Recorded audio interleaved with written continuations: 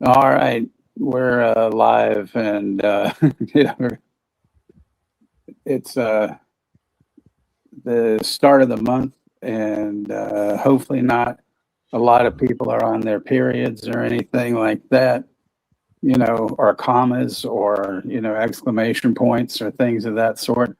Um, so here we are doing the unofficial quadrilogy of the best folk horror movies there are, starting in order with Witchfinder General tonight with Vincent Price, also known in the U.S. as the Conqueror Worm. And part of that, the reason it was called that was because at the time when Corman was working for AIP, they felt it was a good deal to change the name.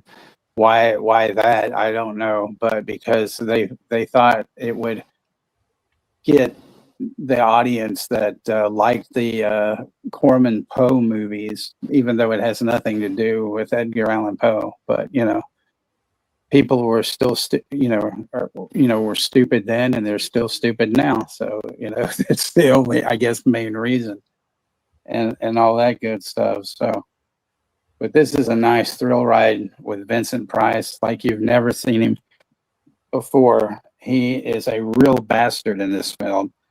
Um, there's actually some adult themes in this film too. So if you're offended by things like that, well, that's your problem. Go to your bedroom. But yes, as always, I'm joined by Juno 2000 and of course Kenny the Yam King, and there are some voluptuous women in this. Kenny, he's drinking a Pepsi, wonderful. So anyway, yeah, so the Yam King gets to see some women, Boobies. but yeah, I'm gonna go through the the roll call and all for all that good stuff. So yeah, we've got the man of the hour, Too Sweet to Be Sour, the Tower of Power, the greatest hero of them all. Chester Franklin is in the house. Rosie is in the house. Zodiac's in the house. Jimbo Jack is in the house. Alan's in the house. 71 is in the house. Brooke Scarlett is in the house. Tom, no relation to Care Delay or Doctor Who Baker, is in the house.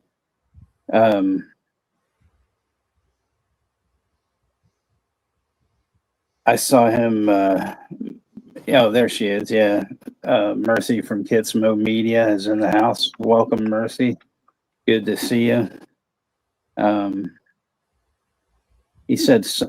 said something that he hopes 80 and Charles Manson show up. Well, we don't want, Charles Manson in here, but, whatever. And then Ashton is not here yet. Russell Collier has just showed up. And I'm sorry, Russell Madison. I apologize about that. So, yeah. Okay.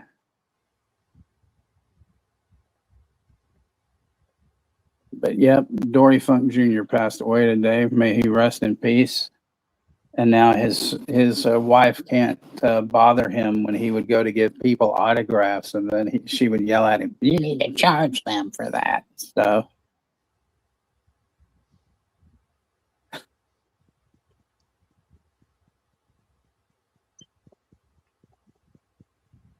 We're raising the roof. The roof. Come on. Get hip. Mm-hmm. Well, I could do it like that. We're raising the roof like that. Yeah.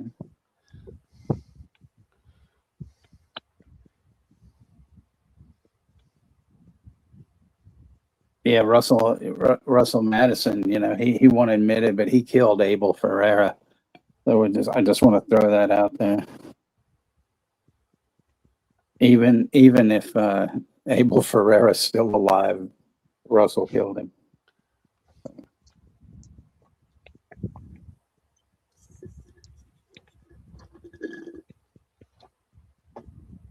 Missy Hyatt's a witch? What? So,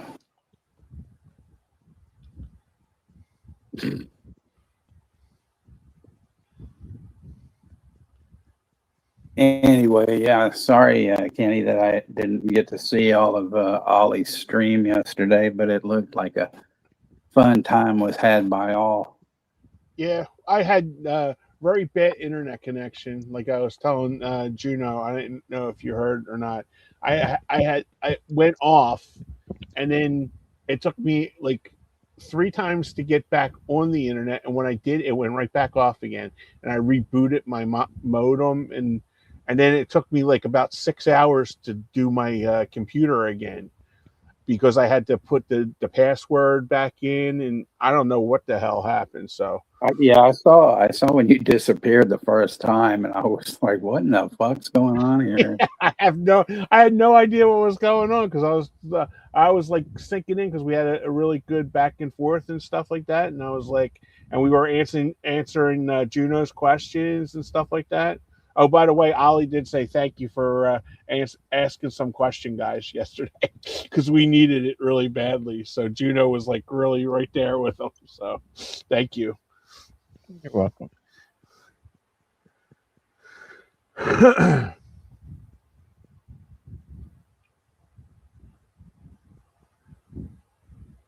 Oh my God, is that right, Alan? Wow. She's not. If she is, that would be terrible. She's just going to have a room for all the guys that she slept with, for all the men I slept with, and all the what do they call the guys that she slept with? The ring rats? Are they called wrestling rats? Well, I guess you'd call them wrestling rats because they weren't fans per se, but I mean, I'm sure she done that too. Oh yeah. Yeah, Rosie, it was modem operandi. I wanted to throw my Comcast thing like right across my house yesterday, because it was like it kept on like you'd have like all of them, like the lights line up, and then it would go on, and I can play Pinnacle on my phone while I'm doing it. So I was doing that, and I kept on getting a advertisement for it. I'm like, okay, we're back on again. Meanwhile, my TV wasn't on. I'm like, oh, great. So then reboot it again. You can't hear me, Alan? He can hear you. Oh, okay. You should know by now that he says all sorts of like ridiculous things.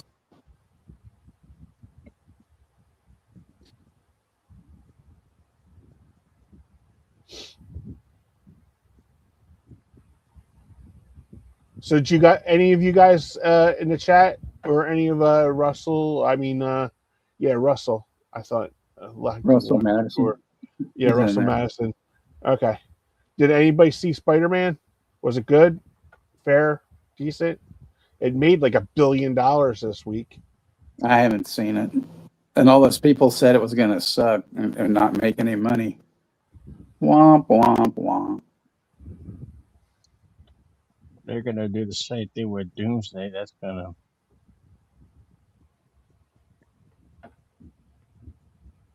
We used to have a local band here called Doomsday Massacre, and their singer was this guy named John Anderson. He was a big, huge fucking guy, and they had a song. Well, I think it might have been a cover of Discharge's Doomsday, but they had, of course, a self-titled song, Doomsday Massacre.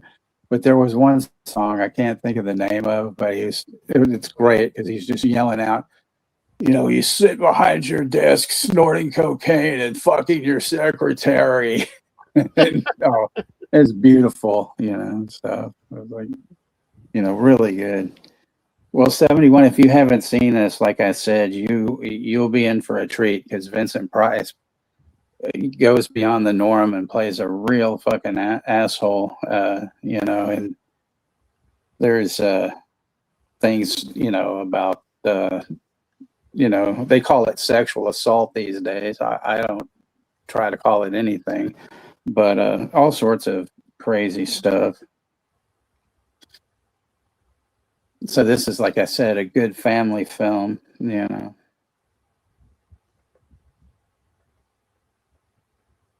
Yeah, Ice Cream Man, that starts Friday, Thursday night or whatever. I want to see it if I can convince Jimbo Jack, for us to go this weekend.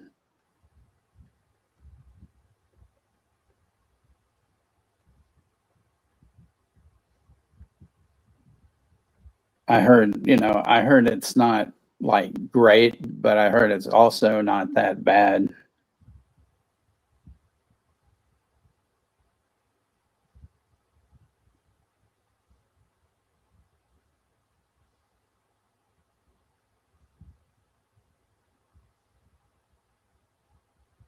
See, Brooke loved it. She saw it. Yeah, I responded to her because I said to her, my friend, he went to see the 9:30 show on Sunday morning, and when he came out, the whole lobby was packed.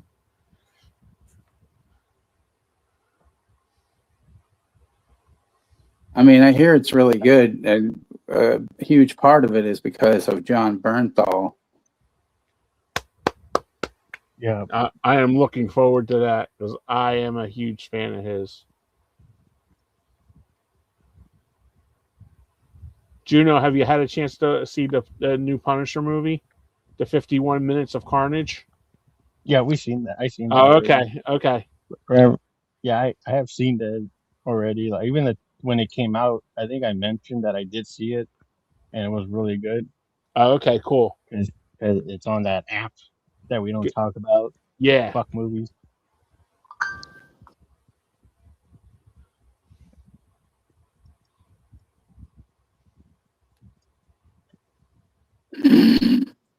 Well, I guess apparently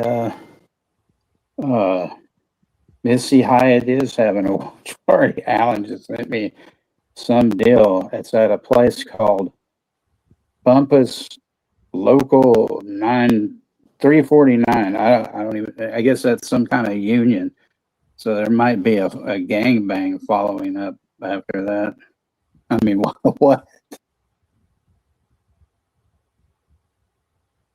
Cool. Come for the movie, leave with the strudel.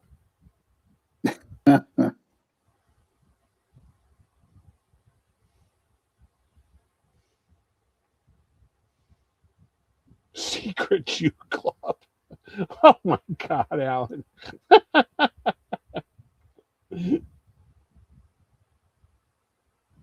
No, Tom, movie hasn't started yet. It'll start when I say it starts. Whoa. Like I'm waiting for next week for the brand new day because I'm not going too early because that's too fucking full. Because I was thinking of going today, but they all the seats were taken, especially the favorite seat. I'd like to go by myself on the side, so everything's full. So I'd rather just save it for next week. Well, just Because I just wait. personally I don't like big crowds. That just bothers me because I don't want to deal with a bad experience. It's kind of weird though to put Ice Cream Man up against it in the second weekend anyway. Because I mean, it's not like fucking Ice Cream Man's gonna blow the doors off the hinges, but still, it's like,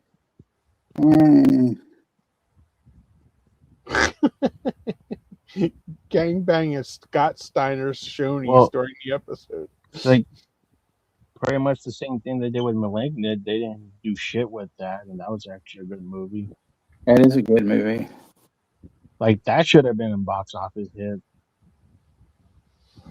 but they just dumped that movie and nobody gave a shit about it. I used to Shoney's love. bologna. I used to love Shoney's breakfast buffet. Oh man, can you imagine a man like me walking there 6 o'clock in the morning? They cry. They're like, they ain't getting their $6 out of me. They're getting more out of me. They lost money. Take a big papa dump at Shoney's. Yeah. But I'm more interested in the Spider-Man movie than the Doomsday shit because Spider-Man looks more interesting. Doomsday, Yes. doomsday, doomsday. They have some cool shirts on Amazon for Spider-Man and Doomsday.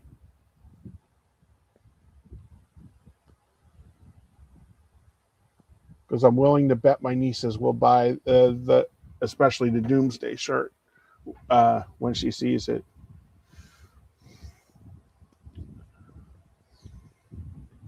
Poonsday.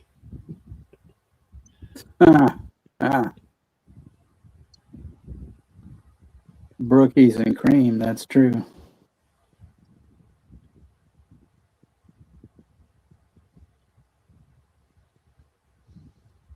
So, yeah, I already set up the live, but I didn't make the post for next week's movie, The Blood on Satan's Claw, which is actually my favorite out of the four that, I'll be showing.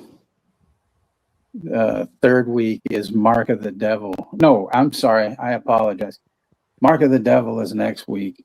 And then Blood on Satan's Claw is the third week. And then Wicker Man, and not the Nicolas Cage piece of shit. It's the fourth week. I have to make that clear because I'm sure some people are, this doesn't have Nicolas Cage in it. It's got these old people in it. Who the hell is Christopher Lee? I've never heard of this guy. Yeah. Still better than Paula's shit Midsommar. That sucks. Don't even get me started there. If you get me started there, we won't even start the movie. I'll be talking about that piece of shit all night.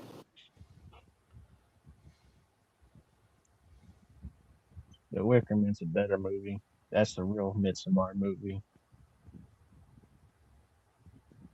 A little piece of information I found out today, guys, in chat. You guys ready for this? Barbara Streisand turned down the song.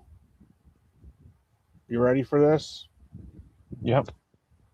The Poseidon Adventure song that Maureen McGovern sang.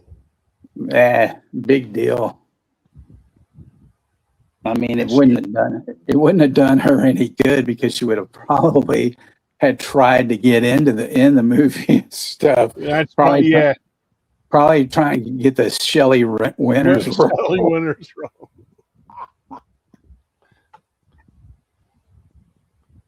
Dicker man. That's funny you mentioned that, Rosie, because there was a German band whose name I can't remember, but they had a song called Dicker Man, and that's all it said throughout the whole thing. It was just these, Nazis going, Dicker Man, Dicker Man. Well, not as bad as that, but bad enough. And I don't really know if they were Nazis, but it was bad enough.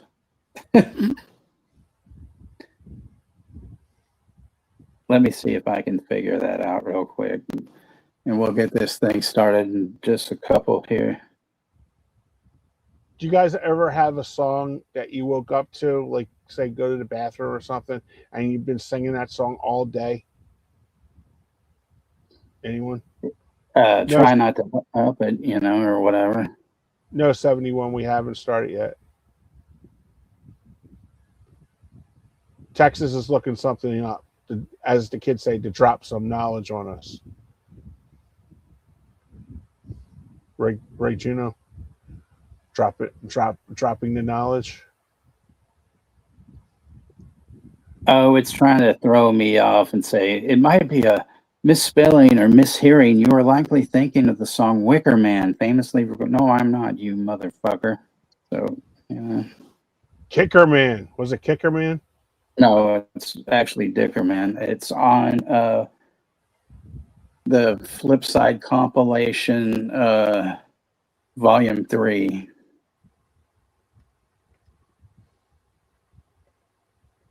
Hudley, where are you when I need you?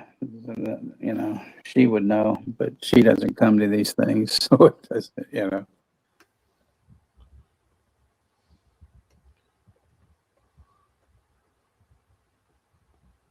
Mine was Sad Eyes by Robert John today. Oh, Jesus. Girls just want to have fuck. Yeah, there you go. There's got to be a morning after. Ah, I told you, Kenny, what my version of that song is. Please share it for the kids. Okay. It's got to be the morning after because I just woke up and saw your face. There you go. When you're having one of those drunken nights and you know, Last you wake call. up, What's going on with me? you wake up and you're like, hey shit, where'd you come from? Shit kicker, man. Yeah, shit kicker, man. That's the new Adam Page theme song.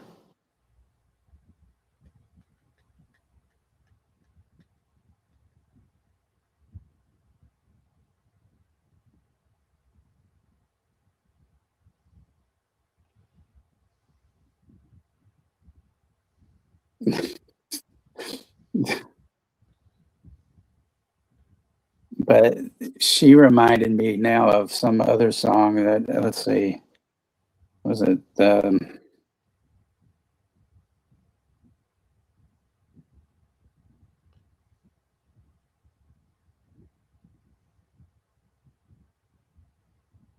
Melissa yeah, Manchester. no, there's a song by this woman, Danielle Dack. She's an English singer. She was in a band called the Lemon Kittens, but she had a song called Big Hollow Man. Oh, So there you go, Kenny. There's something you didn't know. I didn't see that. I always learn something from you every week, Texas. You're a smart young man. Nah, I just have too much useless knowledge. There's nothing wrong with that. You can win a cheeseburger sometimes at the bar. It's got to be the morning after after. show. Jesus Christ. Movies that are questionable at times. Well, you know.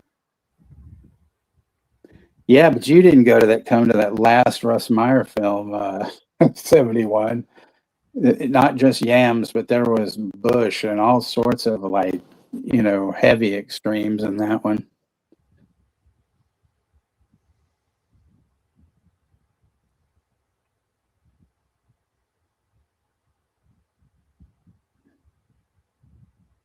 Yeah, 71. I'm looking forward to this one because I haven't seen it.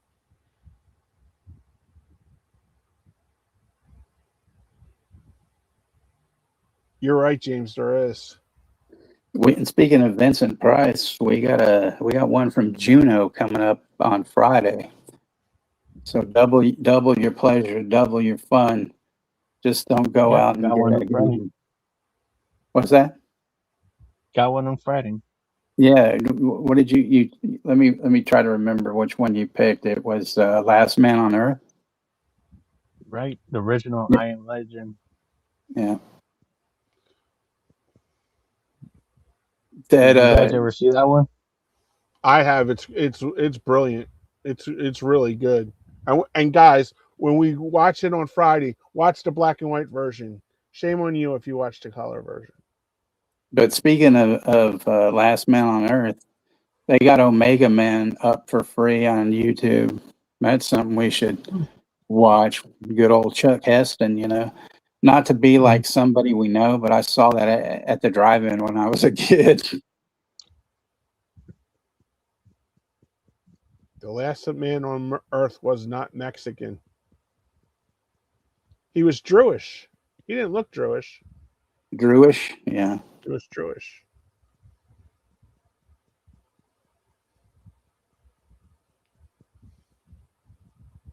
Way better than the Will Smith movie. Well, 71, I'm going to say this because I've said it before, but it takes, well, it doesn't take a bit of saying, but I'm just going to say it because the bitch will never show up here, but fuck you, flashlight ass. So there we go. Just wanted to, well, that's a different Last Man on Earth, Tom. That's like saying there was a sequel to fucking Merry Christmas, Mr. Lawrence. But in Rosie's case, she'd say Merry Christmas, Joy Lawrence. Whoa. There you go. Blossom. Whoa.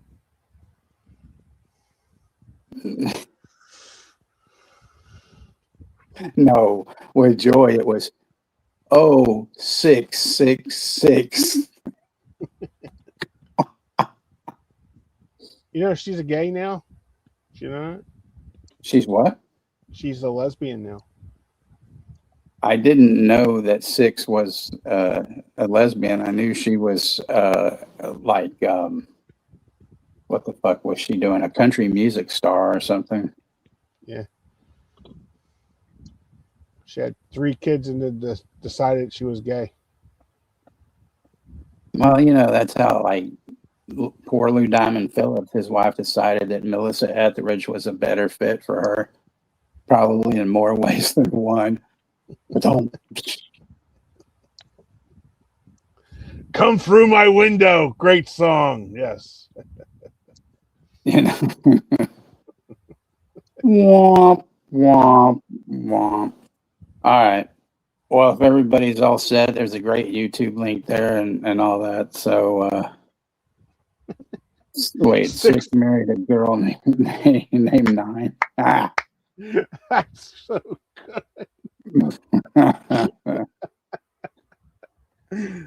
Well, if she really wanted to double her pleasure, double her fun, she would have married one named 12, But anyway, I digress. Let's get this fucking movie on the road. So 10, 9, 8, 7, 6, Janet Van Oi Oi. 5, Cuatro, Tres, Dos, Uno, bitches, and all that good stuff. And so press play. And you know it's going to be good when the lion roars, kids. Metro Golden Louis abuse all the young girls, Mayor.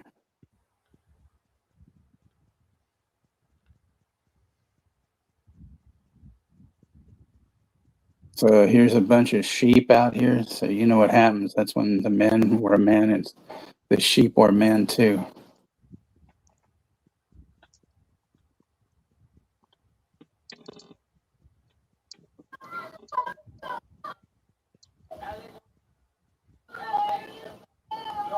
That's how I got my date to the prom. Funny story. Burn the witch. Burn the witch.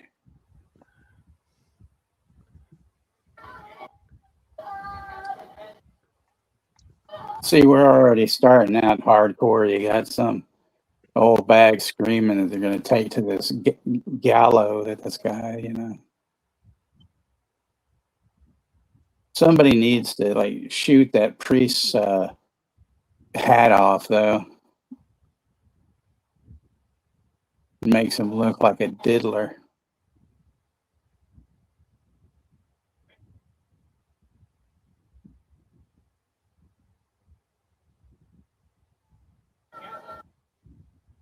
See, if they were doing that to me, I'd make them carry my fat ass. I ain't walking.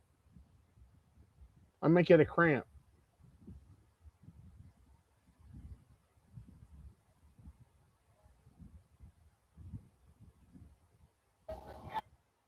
Wake your ass up so you can die, lady.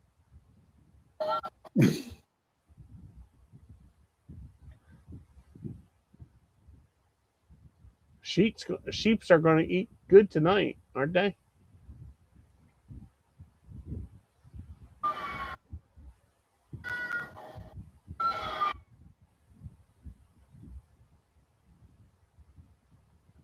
That was really harsh, you know. He's the one that gave the nod, and they did that, you know.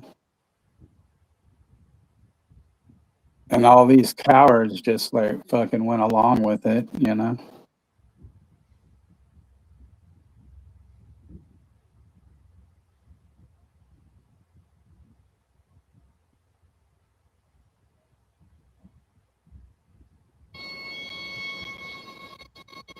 Walt Disney presents Witchfinder General.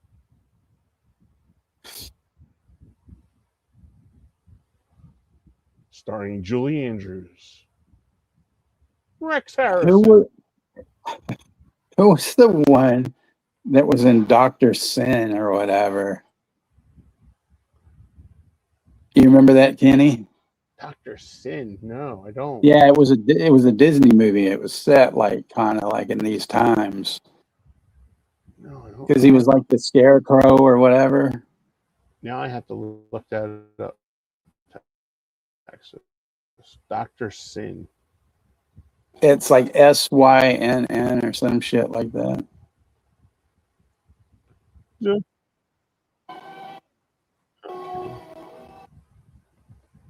I want to say Patrick McGowan, but I could be wrong. Hillbilly Jungle Boy sheeping with the enemy. There you go.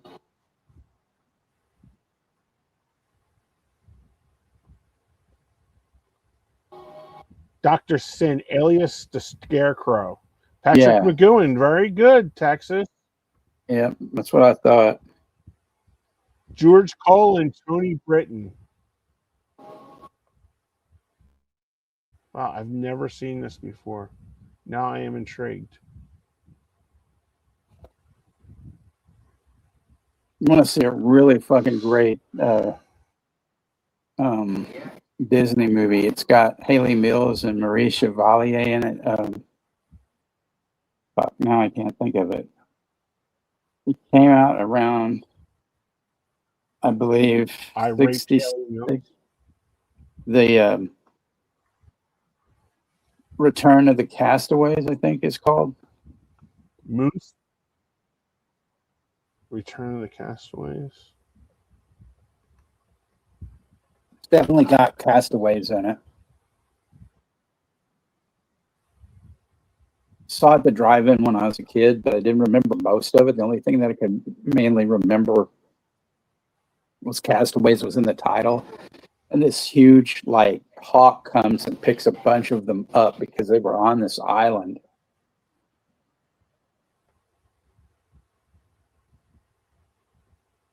And nothing comes up with Castaways in the title.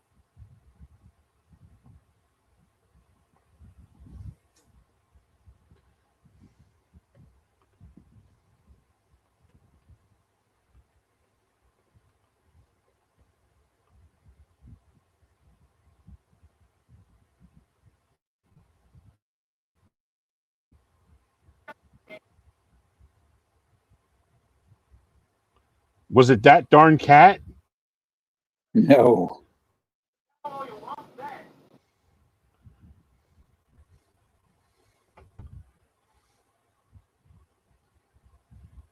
Haley Mills is known for 4 movies. Can you name those 4 movies?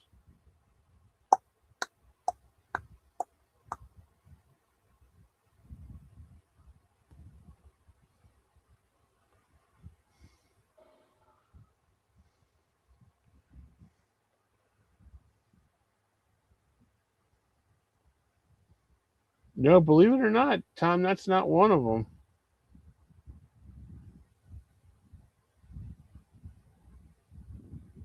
Number 1 is The Parent Trap. Number 2 is something called Tiger Bay.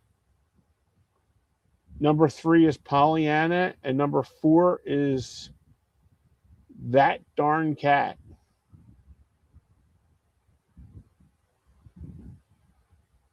I'll find it. Has anybody tried Donna Mills's OnlyFans page yet? Juno? What? No, didn't know Juno has there was a no idea page who for the that. hell Donna Mills is. Well, bet everybody does. Do you 1962, know? In Search of the Castaways. Oh, okay. Good pull.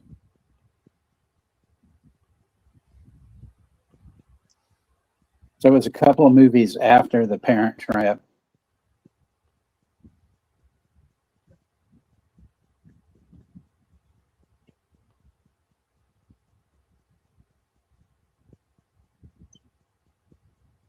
As with next week's movie, Mark of the Devil, it has Herbert Lom in it. And I know you know who he is, right, Kenny? Because you've watched Yeah. all those Pink Panther movies. Yeah. He's a real fucking bastard in that. Oh, really? Okay. Oh, yeah. He's in this other movie, too, called And Now the Screaming Starts, where his character is dead, but his ghost lives on, and his ghost is a real bastard. Oh, wow. You got to be a really bad man to come back as a ghost and you're a despicable person.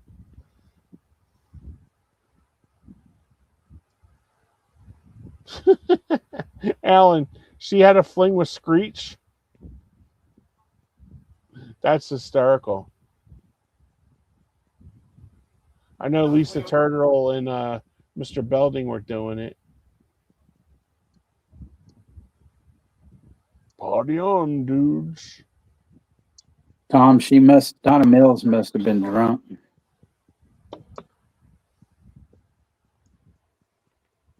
You just shot that guy. And he looks rather confused.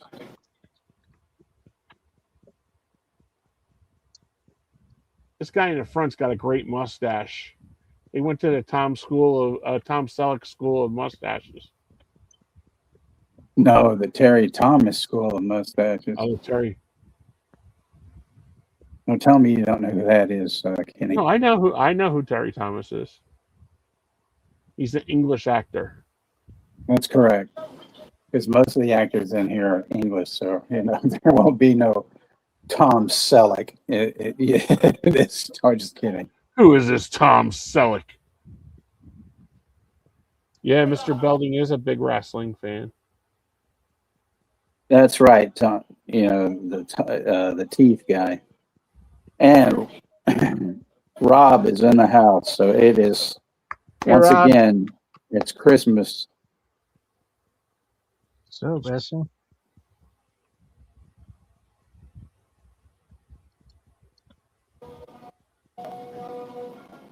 When you're around the campfire, you got to sing a song, right?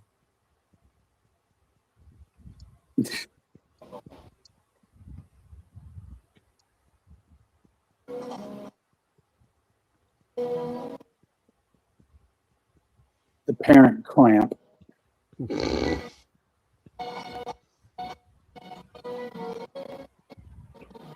Return of the Castigates Bloomhouse remake. Well, it'd be more like a Bumhouse remake. Or eat beans. Sleeping with the Enema. Yep, there you go.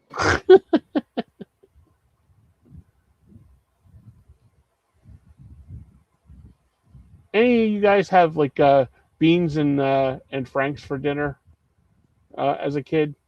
That used to be like a Saturday night treat. My mom used to cut up hot dogs with baked beans. Yeah, as a kid, I did. Yeah. Yeah, and have French fries with them. at Chili's with the hot dogs.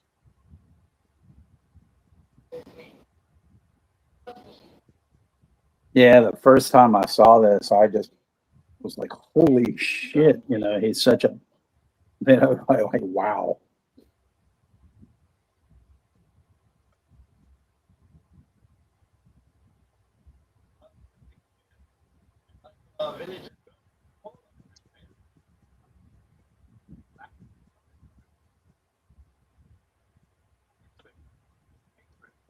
Yep, she did. She boiled the hot dogs um, in the beans.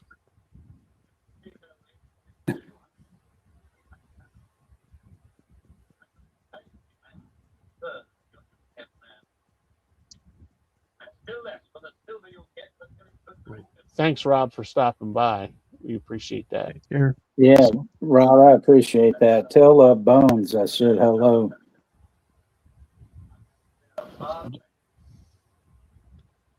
Yeah, that's a good one. Flesh and Bone. I love Jennifer Jason Leigh, by the way. I was going to watch that the other day 'cause it's on Prime because I know you said there were yams in that. Yes, there is.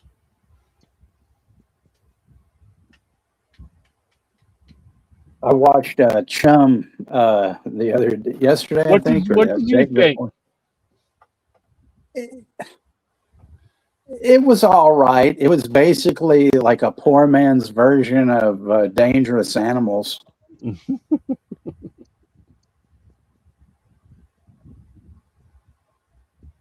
But I mean, I thought it was all right.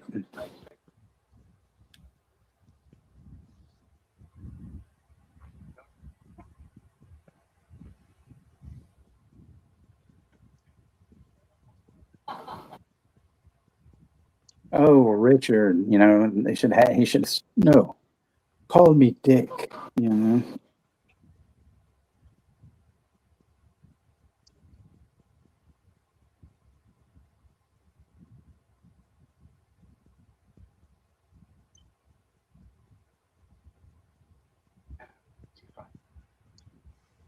It should have been a Hammer film. Oh my God, Alan.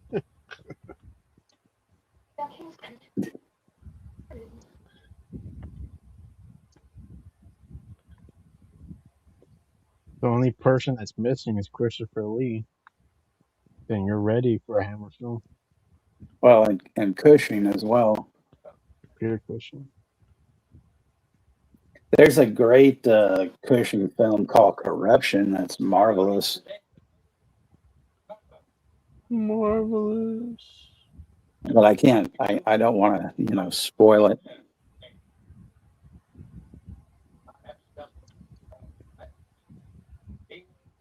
That guy's got great hair, doesn't he? Oh yeah. Cool hair.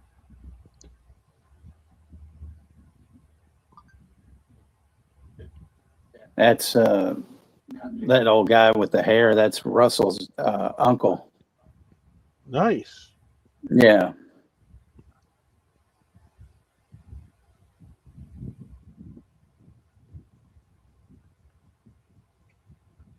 That's a hell of a table right there. Can you please pass the salt? Send it down.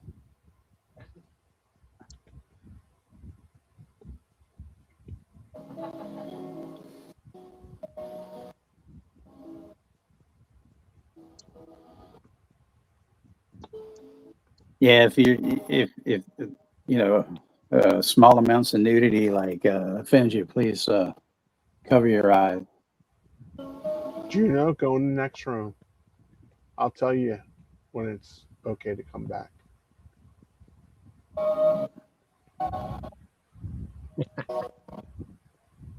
They do move fast in England, Tom.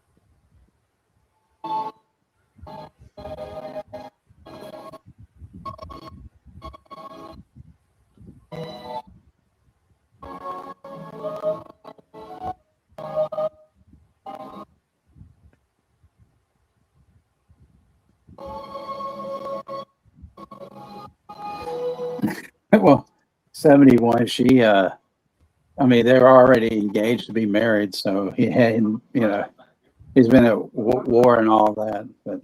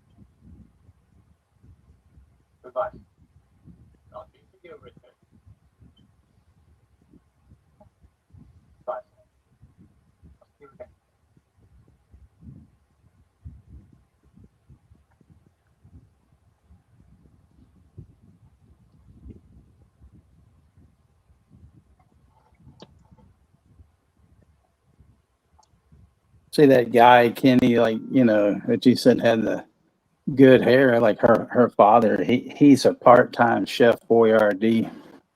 Oh yeah, Yeah. Wig City, Mascara Dorito.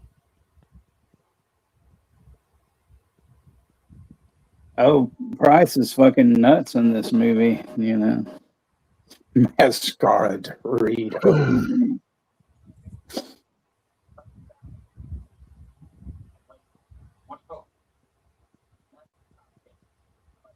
Anthony Hopkins. Oh no, Matthew Hopkins, he said.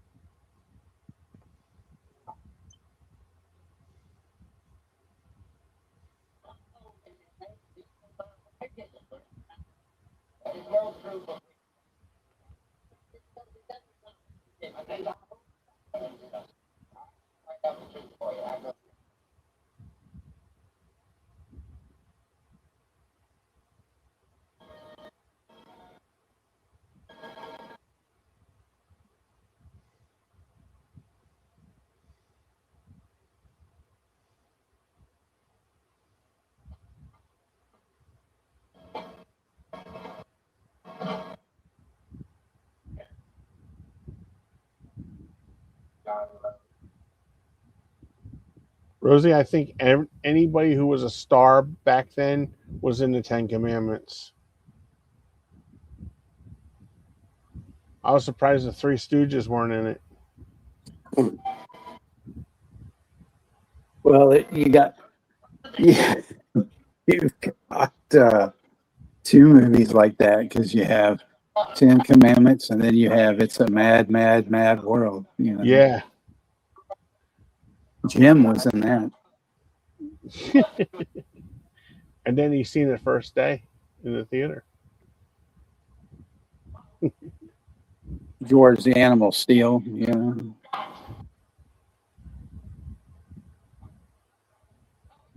The Robe.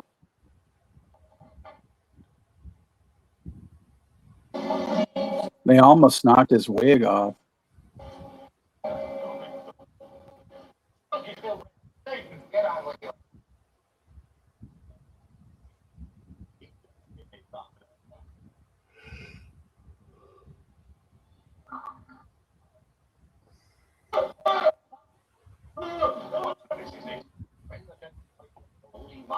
Don't you push me?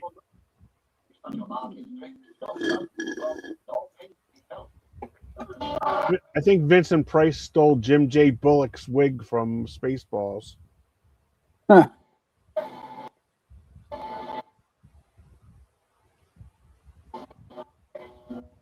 Yeah, Tom, didn't the airport movies have a lot of big stars too? in it? Airport movies? Yeah, they did. Was it first one George had Kennedy? like Wasn't one? Dean Martin and fucking Jacqueline Bissett was in it. And, yeah, I think you're right. You know, George Kennedy, I think, was in that one. Yeah. And I forget George Kennedy. Ghost. Was it Death Ship? That's a good movie. That's a really good movie. Where the girl's taking a shower in blood. Cool. Oh man, they're torturing the old dude. The chef Boyardee. No, not his niece. The foundling. Taken in by him and his housekeeper. Are you telling me the truth? Yes. When she died, I became his servant. You have remained innocent all of these years? Yes, sir, entirely. I trust you know the old man. Private talk. I shed some light on his innocence. Takes away from the distraction of the crowd. Perhaps in the quiet of your room tonight might help proving guiltless. Would you release me now? You might be convinced tonight. This is all me.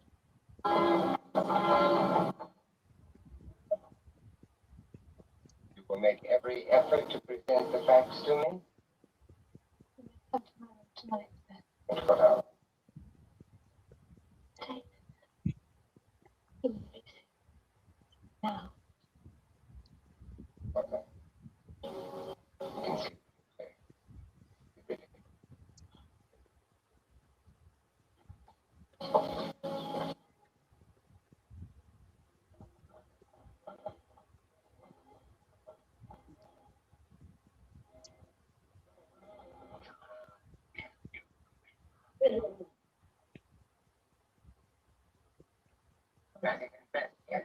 Another word. But then stop this. But he hasn't confessed. Hey, kids. We'll give you the interrogation tomorrow. That's what he said. See, they should have had, instead of that guy, they should have had Oliver Reed. It would have been, you know, a lot scarier. He does have the look of Oliver Reed with that wig.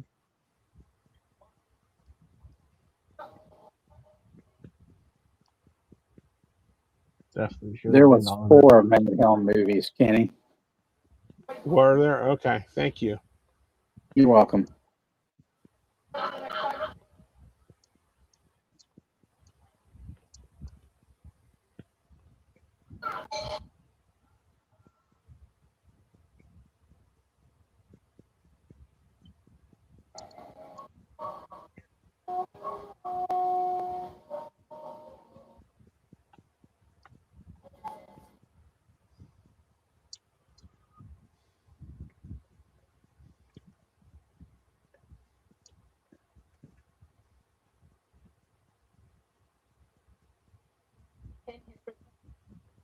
I came here to get your about That's me. perhaps he had a motive. Men sometimes have strange motives for the things.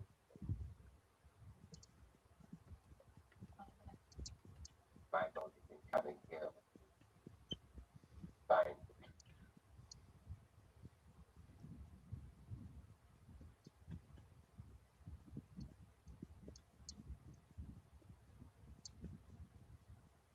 Yeah, and all accounts and even books that I read, Dean Martin was a really nice man. He's been good to me in his way. He's an idolater. Well, he was nicer than fucking Sinatra, I tell you that. To be home, please.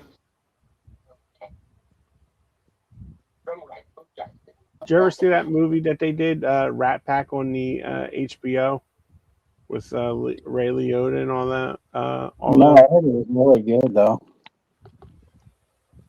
That's a really good one. They would show them going and carousing, like all the guys going out and carousing and at the bar, like when they played Caesars, and you know, And then you see Dean just going, eating his takeout, takeout in bed, talking to his wife on the phone.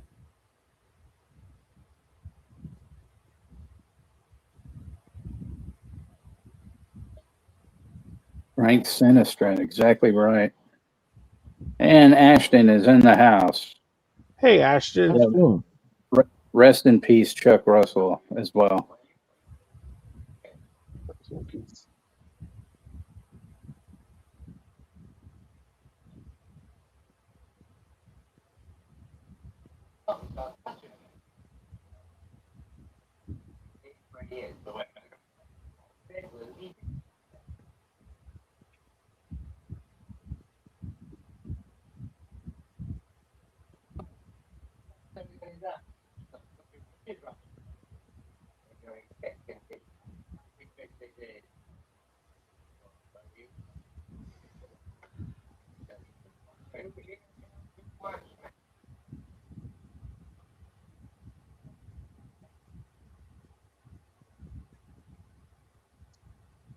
That guy with his fucking Freddie Mercury teeth. Cartunk. I want to break free.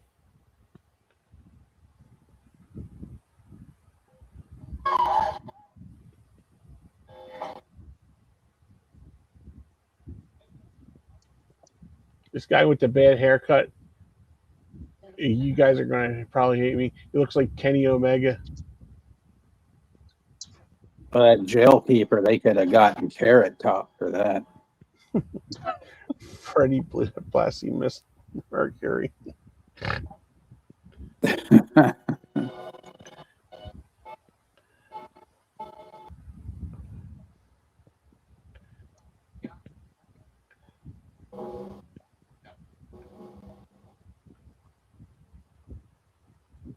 Kenny Olivier.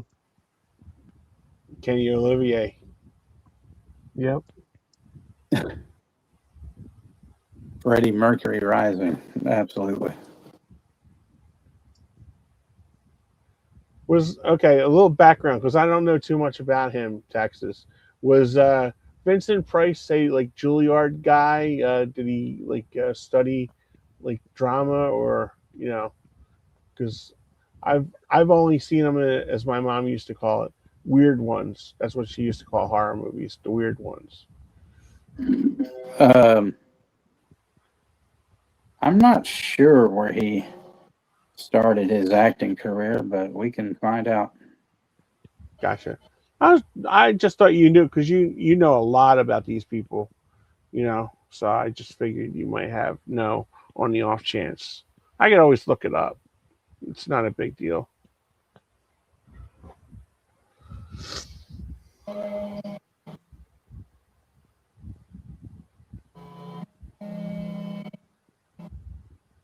Russell, there was one my dad used to watch all the time with Sinatra in it.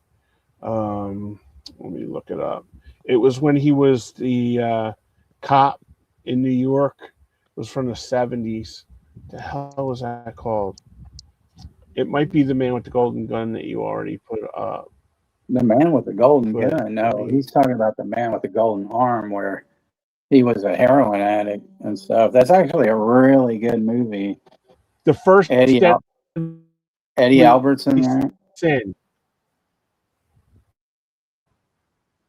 Unless he wrote it wrong. Man with the Golden Gun, that's Roger Moore. James Bond. Beep, beep, beep, beep, beep,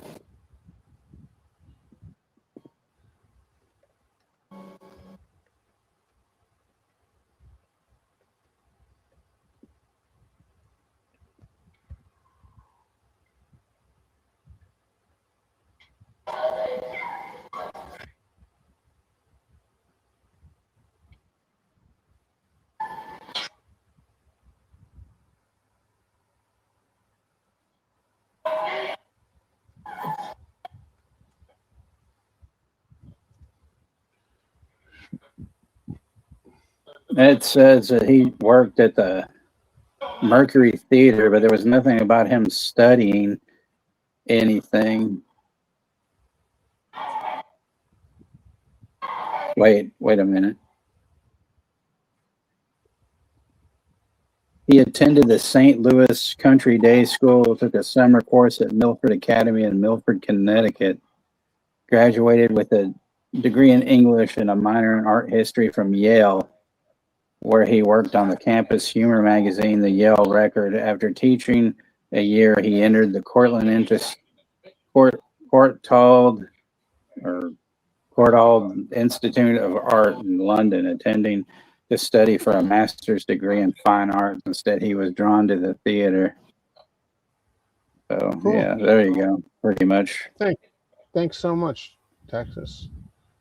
You're welcome. He was a chef too, you know. He was a gourmet cook.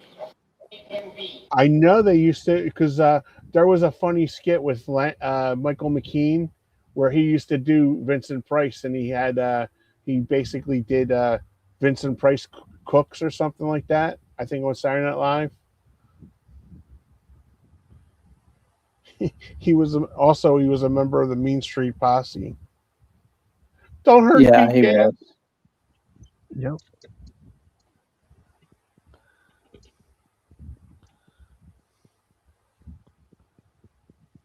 The Mean Street Posse were funny.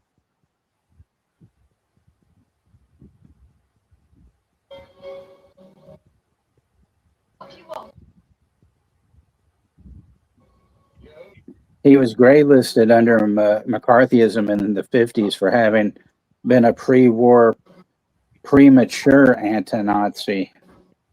Wow.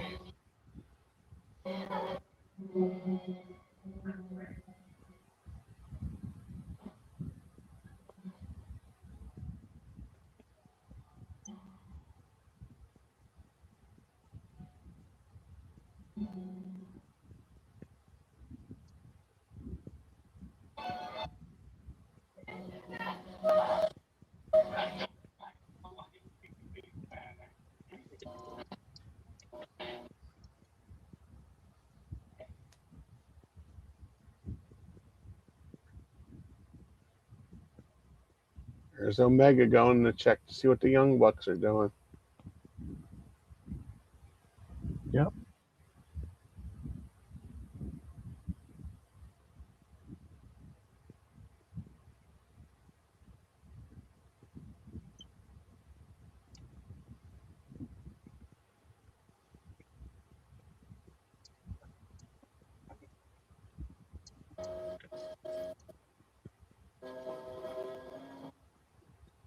The Tingler and Theater of Blood, I have to say, though, are like my all-time favorite movies by him.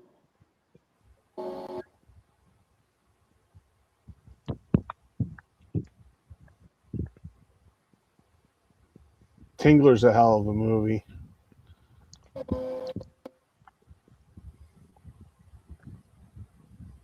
The team's really some masterpiece.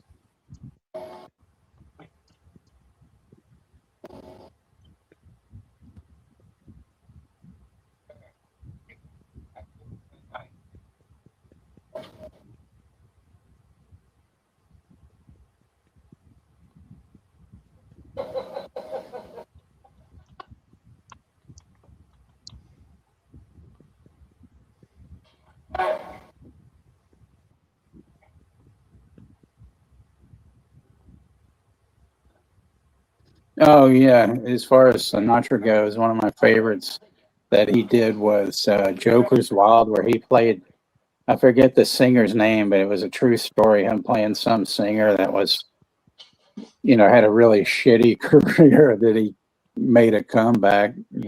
So.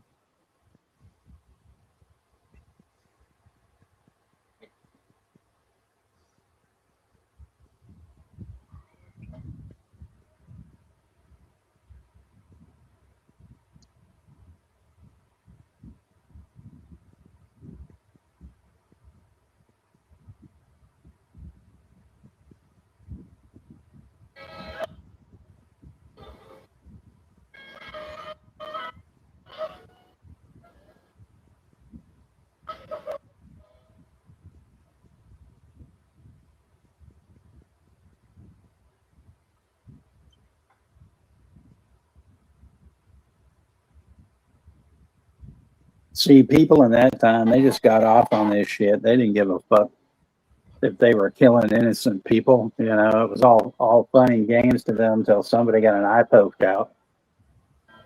That preferably wasn't theirs. You know. Joker's Wild with Gene Barry. That was a good show.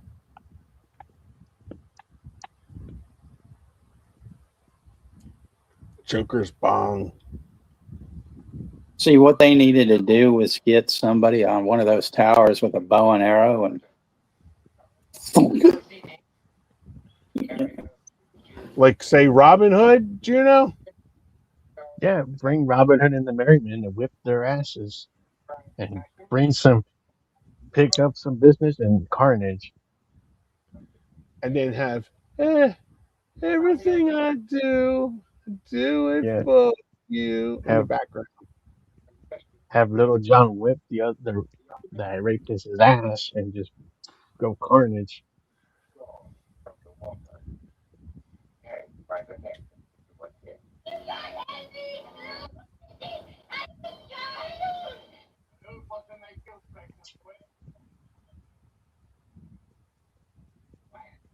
They're seriously gonna kill the Shepard dude. See, this was so stupid too. So if they threw somebody in the water and they drowned, then they were innocent. But if they floated to the top, they were Yeah. convicted of crimes. Makes no sense, you know. Well, they were idiots back in the day. They just thought everything was supernatural.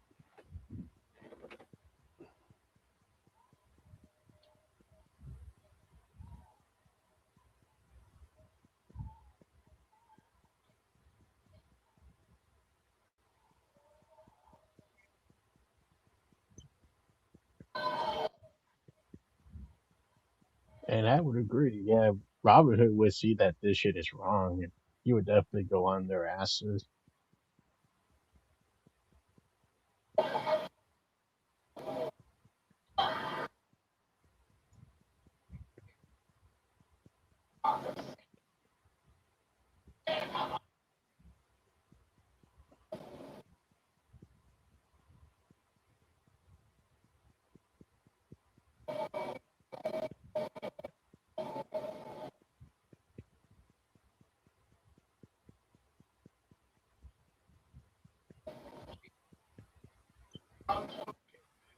Pretty much. Well, yeah, these are scumbags.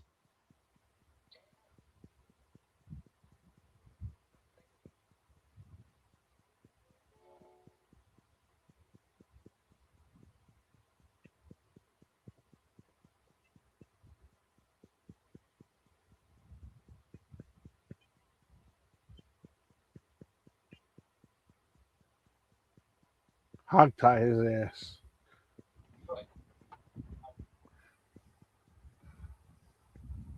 Get me the coffee chair.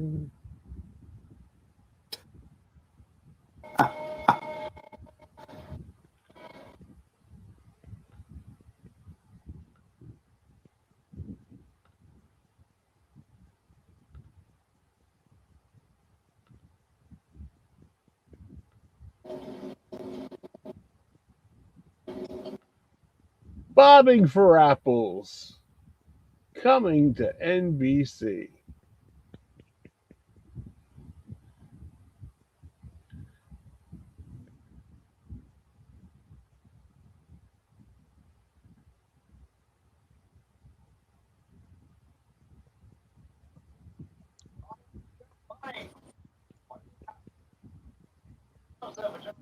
That's the one thing I didn't like about the new Robin Hood, Kenny, is that they were they made him unlikable like these sons of bitches. Yeah. That's the one thing I was pissed off about that new one.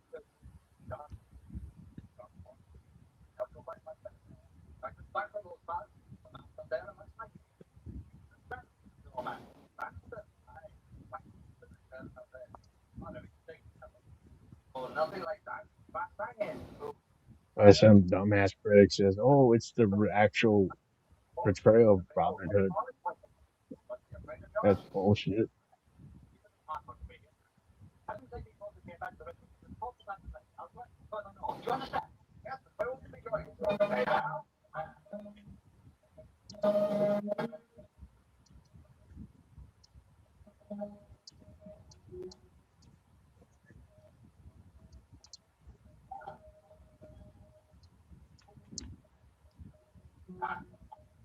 Nobbing in the hood.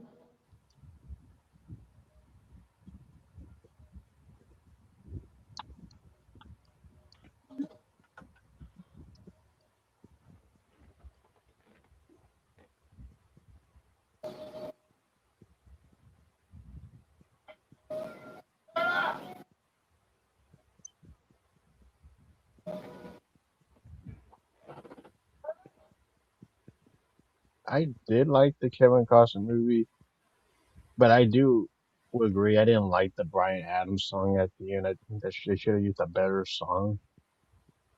That's the only issue I had with that movie. Yeah, but you know what? If you go around that time and just pick the Mhm. songs from around that time, there was no songs Mhm. that could touch that song.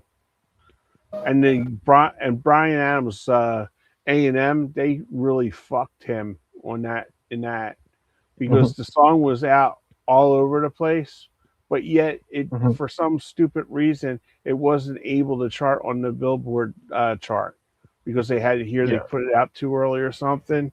Mhm. Yeah. So the it sold about 23 million copies around the country or something Yeah. ridiculous like that. But it only peaked at number 13 on the pop chart. Hold on a second, Kenny. Okay. Chester said he needed a timestamp a little while ago. It's 43:52. Sorry about Chester. I didn't see that.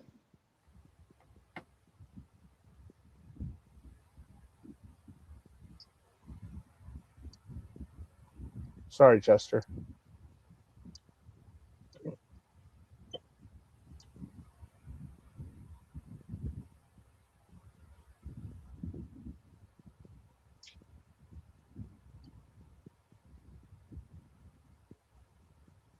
And hell, I'd rather watch that than the new fucking bullshit. A24 my ass.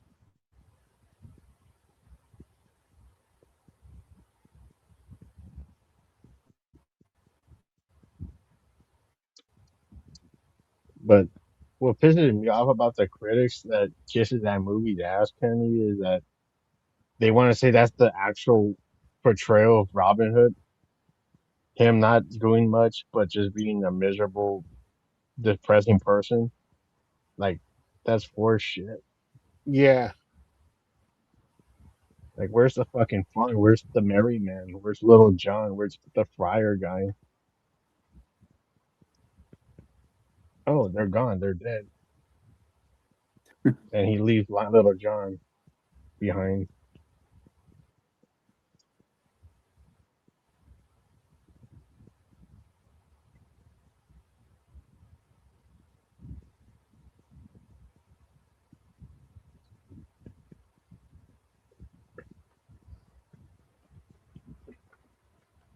Robin Hood.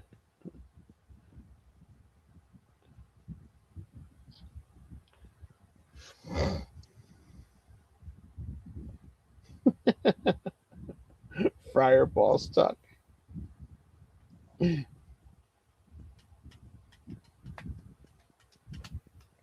Robin Hood's been adapted many times. I know Disney did their own version, Robin Hood and the Fox,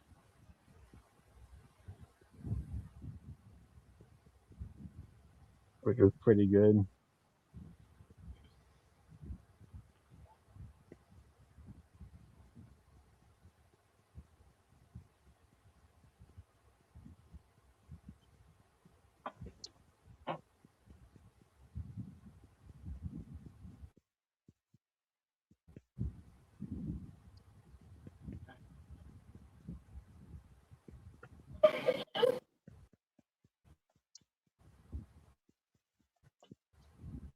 See, that guy doesn't look much like a soldier. He looks like one of those Brit pop singers just dressed up like some fuck in an army.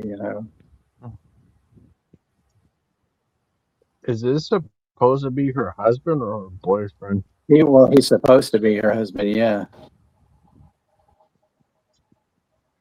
because he was gone for like most of the first half because he left, and then we haven't seen him in a while.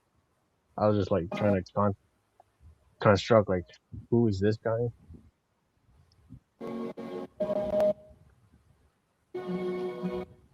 Thank you, Texas.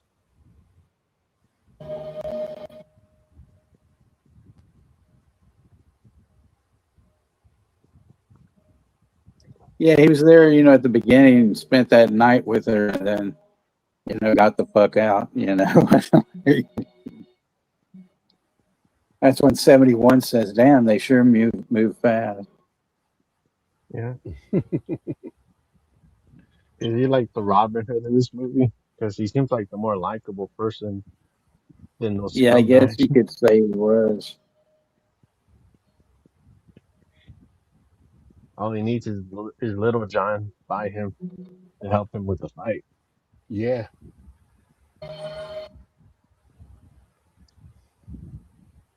He's always the muscle in the group. –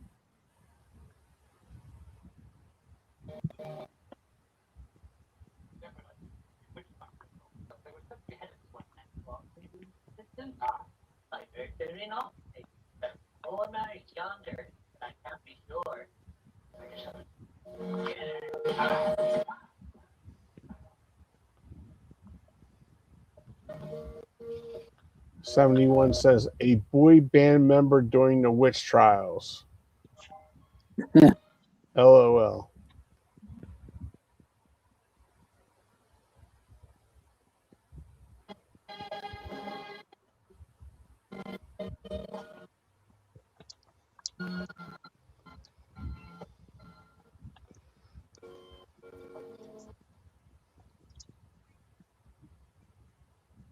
Juno, what did you think of KO's return?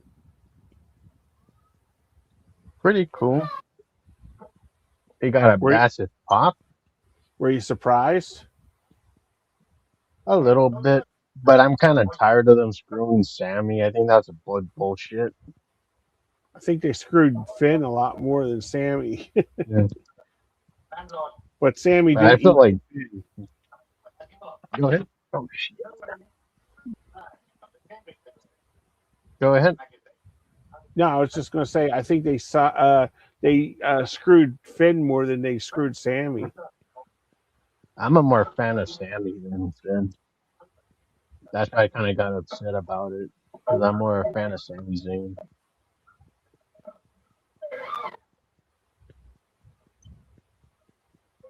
I forget whose page I read it on. The WWE now is trying to establish new stars walking forward. So they had a list of the 10 that they brought up. It was like The Rock. So he's not done yet. Mm-hmm. I think this was awful announcing. Number 3 was Toy Story. Number 4 was Toy Story 2.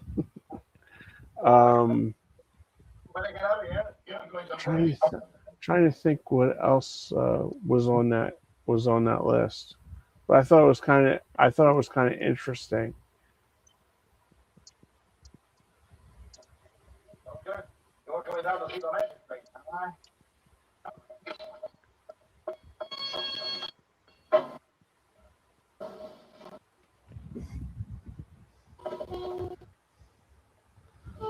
Yeah, Ashton, you're right. I told my buddy they were going to go about 45 minutes, and they did. If you count like entrances and stuff like that. Seth's outfit was really cool.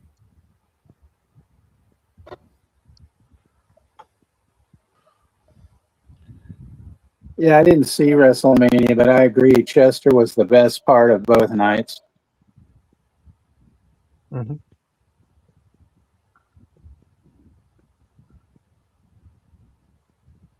How I seen it was somebody was giving it away on TikTok.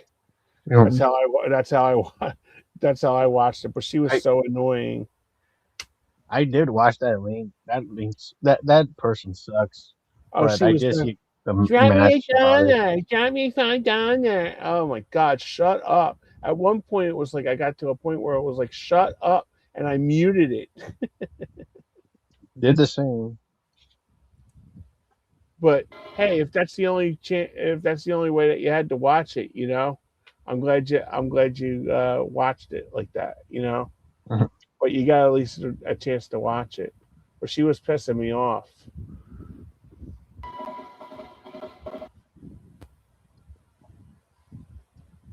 He's just talking a bunch of bullshit. That's annoying. Yeah.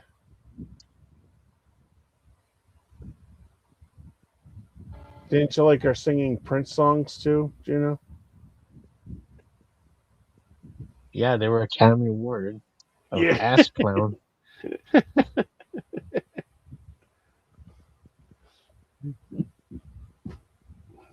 But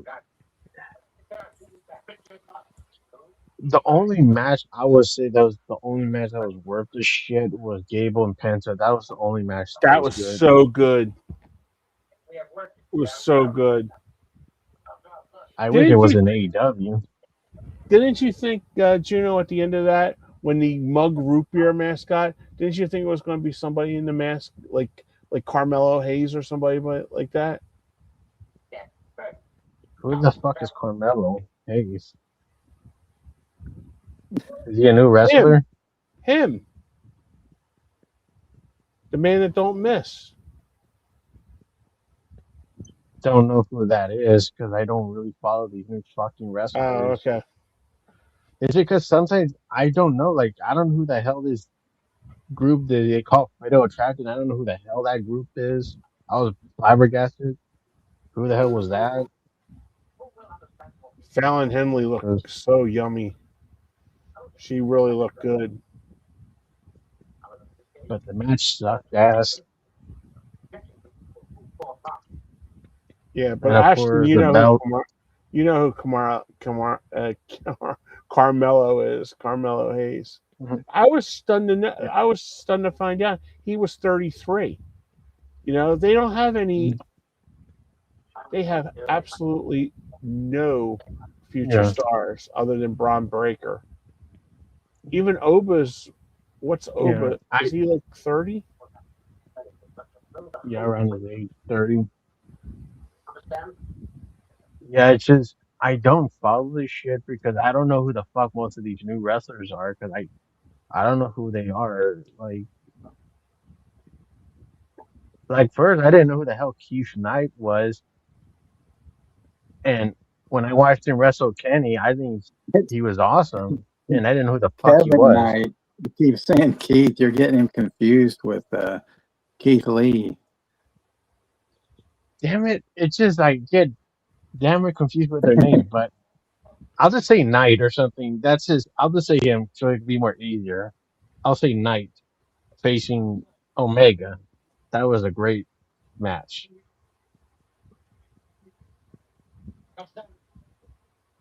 Well, speaking of Keith Lee, where the fuck is he? Nowhere to be but MIA. I think he's retiring though. His health is pretty bad. Damn it. Plus, he divorced Mia Yim too. He Yeah, divorced her? that sucks. Yeah. Oh shit, they're divorced? I thought they were married still. Yeah, she came out and said on that they were divorced. Oh, that sucks.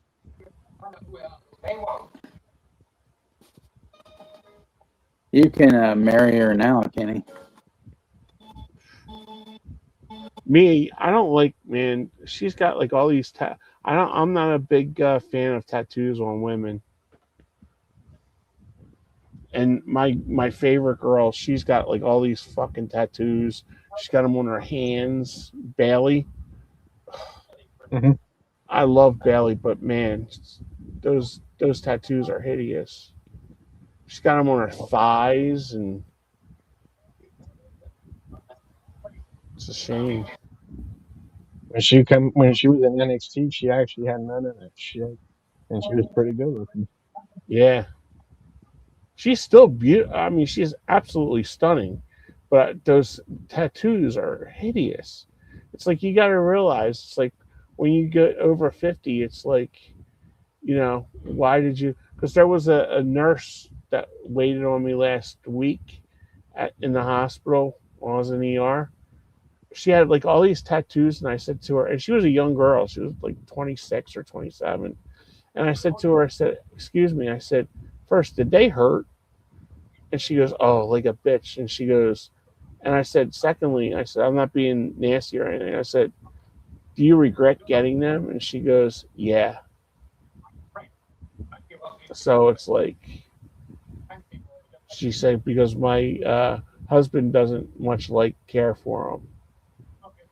I was like, "Well, at least he married you." He goes, she goes, "Yeah, but he wants me to get him lasered off." And she said to one just like one visit, Juno, was like about $1,000 Yeah. to get him lasered off. And she said, and that's very painful because she had a friend get him lasered off. Damn. So she said, "Yeah, when I tell Yeah. when my kids grow up, I'm gonna say no tattoos." Yeah. The She only had word plays that I go ahead. I was just gonna say, dude, she was beautiful. She looked like Britt Baker, and she had these like all these obnoxious looking like tattoos on her arms, and like a couple like on her hands. And I was like, man, Talking she's about Bailey still or somebody else? no. This was the nurse that waited on me in the ER. Oh, the nurse. Oh, I thought you were Yeah, talking she about had like Bailey. yeah, no. Bailey doesn't have any arm tattoos that I know. She's just got them like on her hand and like down her arm.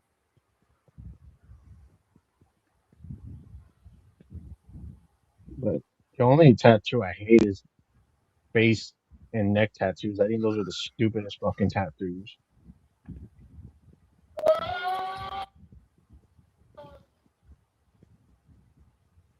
Like that's the one thing I don't like about Cody's is his tattoo is I can't. ridiculous. I still can't believe. I remember when he came back and that was on there, and uh, Excalibur says we're seeing a little more of Cody Rhodes this week.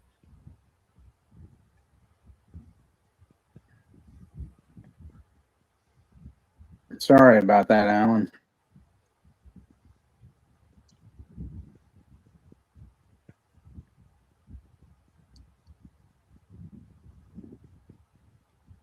Wow, Alan, a tattoo on a tooth.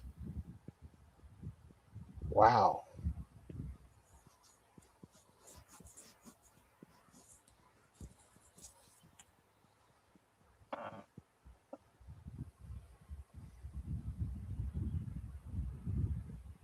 Now they're gonna go all marry men on their asses. Which I'm getting kind of happy about that. Like finally, sons of bitches are getting their ass comeuppance. Yeah, but he still killed about 2 or 3 soldiers, But Yeah. he does want to kill old Vincent Price now.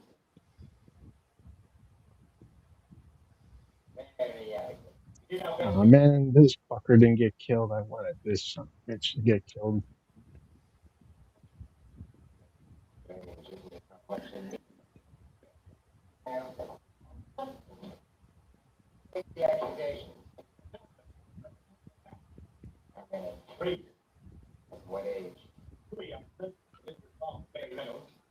But if anybody did enjoy SummerSlam, good to you. It's just I'm just burned out by them. I think their company sucks now.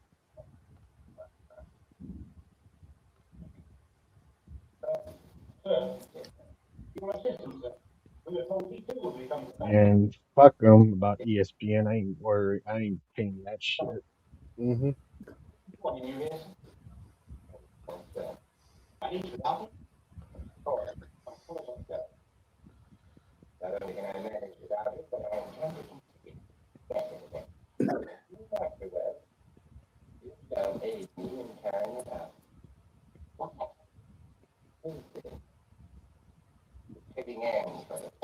See that this other guy that's like in that end, with him should have been a midget. Can I help you, son? Bring you a warm bowl of soup? Chocolate chip cookie? Want to fuck my wife? So,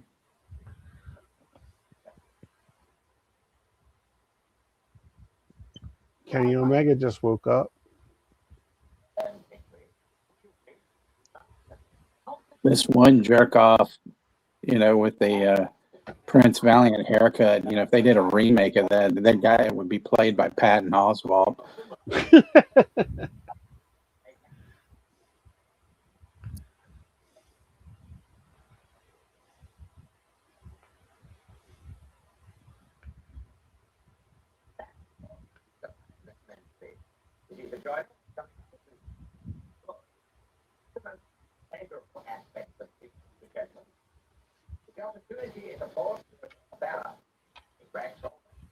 Those big mugs, aren't they called tankards?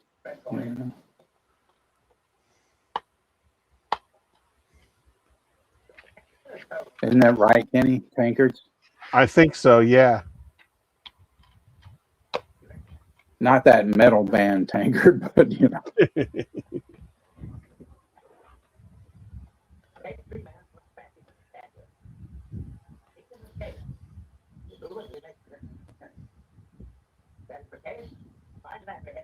Oh yeah, they're called steins also.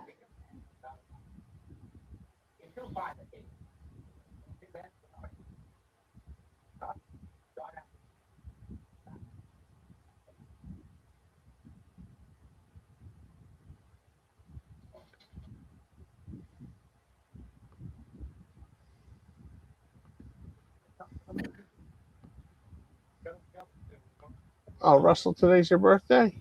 I didn't know that. Happy birthday, buddy.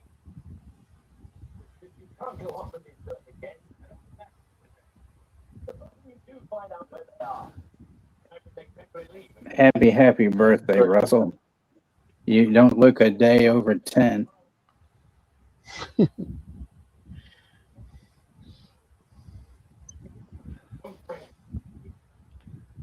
I hope you finally get that job as a grave robber.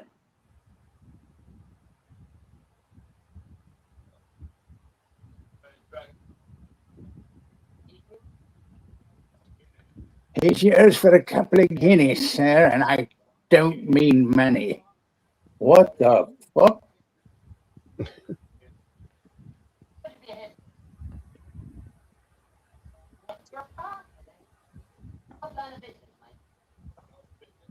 What kind of business would you be in?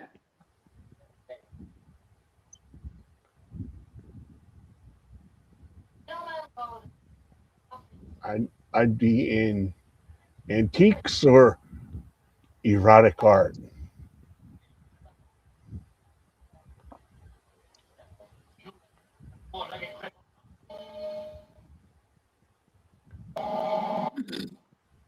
I guess that guy was supposed to be the comic relief.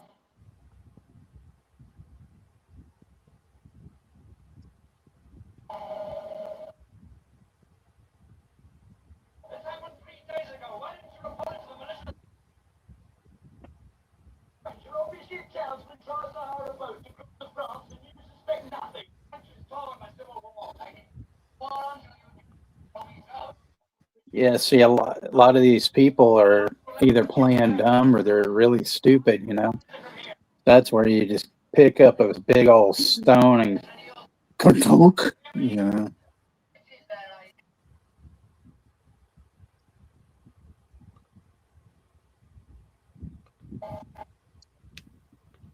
The size of those rolls. Make a nice big cheeseburger out of there with all the fixings, and then go to the Roy Rogers Fixins Bar.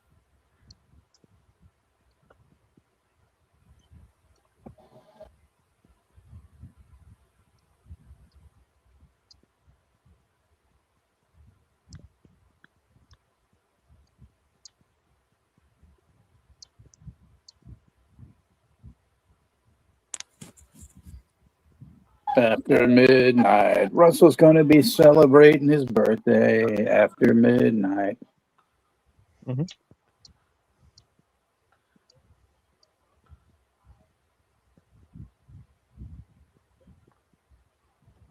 Russell, have a Michelob with me, and then start singing "Don't You Know What the Night Can Do" by the great Steve Winwood. Cheeseburger and Amish Paradise. There you go. Fleetwood Smack. Ah, that's a great one. I always used to say Fleetwood Mork. Yeah.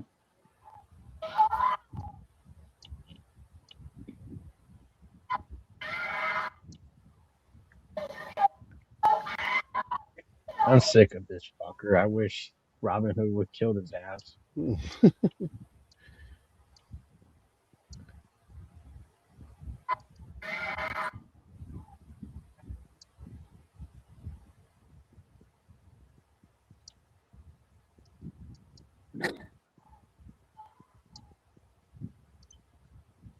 One of my favorite bands, Wire, did there's a thing of like early demos, and they did a cover of like After Midnight, and it was okay, but they had a song. Thank God they never put it on one of their legit albums, but there was a song called Mary is a Dyke. Oh my God.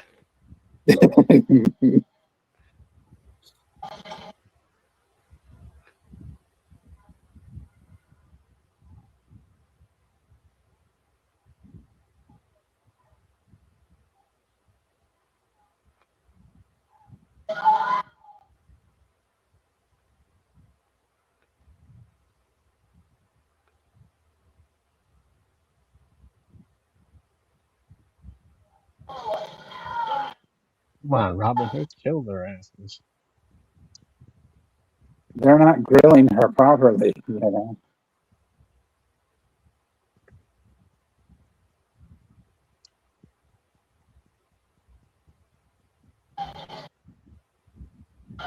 That one kid, you know, he's like going like that with his teeth because he's like, oh, I can't wait to get some of her after this. And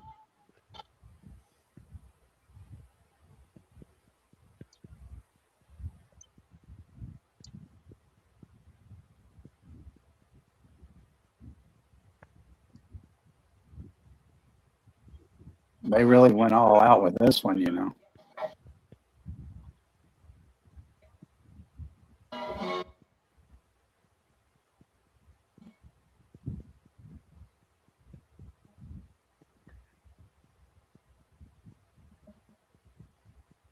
Somebody needs to like get the Punisher out there. You know? And tag team with Robin Hood.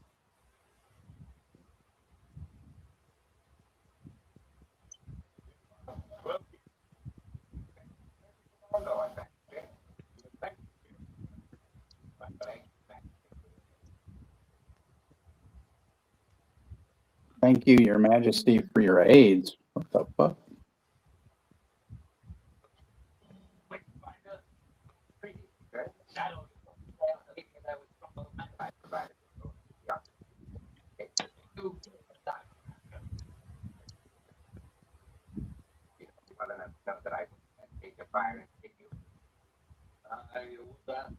I hold all human life dearly, sir, especially my own. Oh, calm down. It's all is well.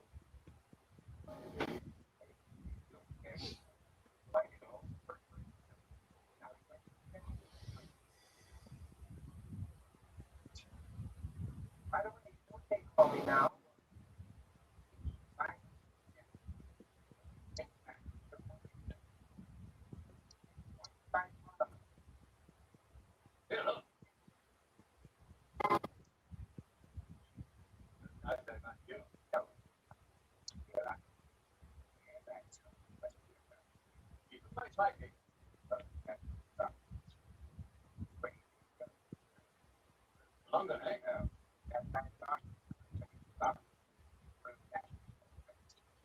The subtitles, instead it says that man Marshall, it said Batman Marshall. Ah,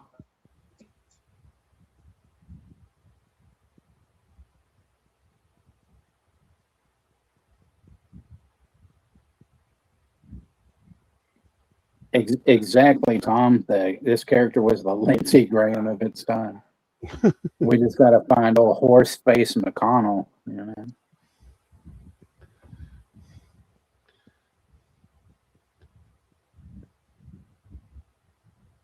Little knob of horror.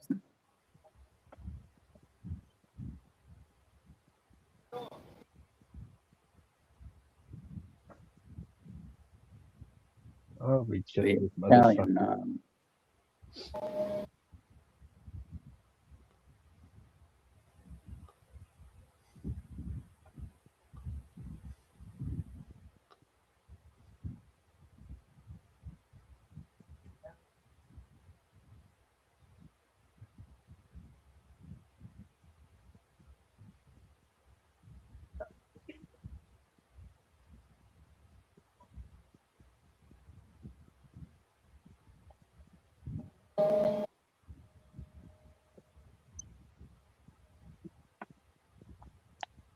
He just pushes that one woman to the side while he's running.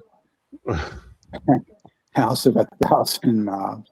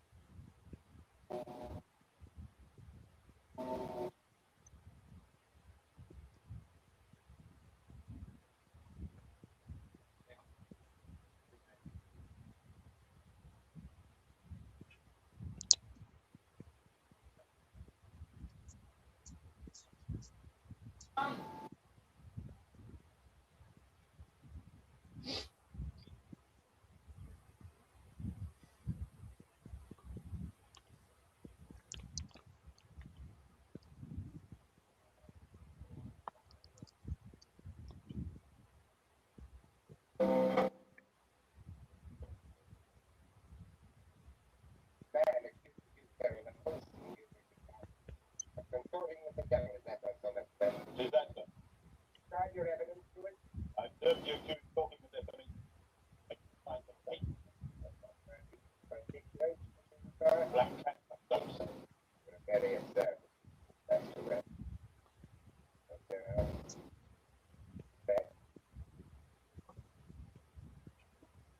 you have to say, Cobra.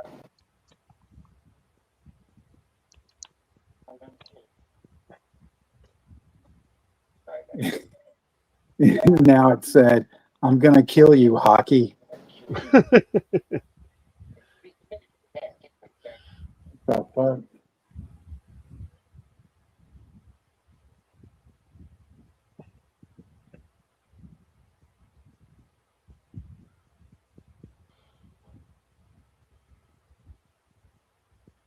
Hey, that was the 5th beetle they just killed.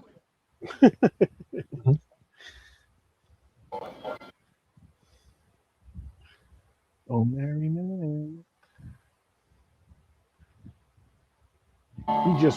He just pushed Billy Preston off the keyboards.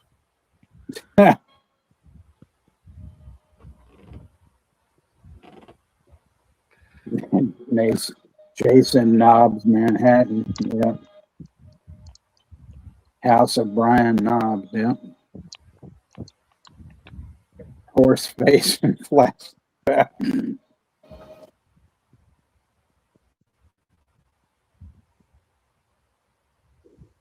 Married to the Knob. Yeah.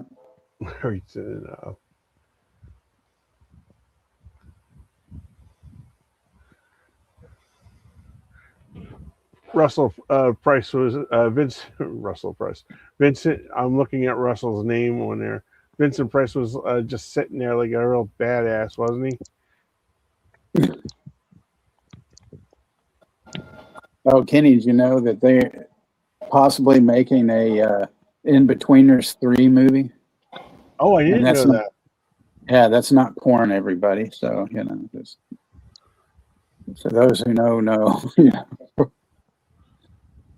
I mean, supposedly that's what they're saying, and they're trying to get the original cast, so they have Right. to change a lot of things since those guys are in their 30s or 40s now or whatever. Yeah. You ever watch that, Juno, The In-Betweeners? Never seen it. Give it a watch. It's a British show. It's really hilarious, and they made a couple of movies after the series.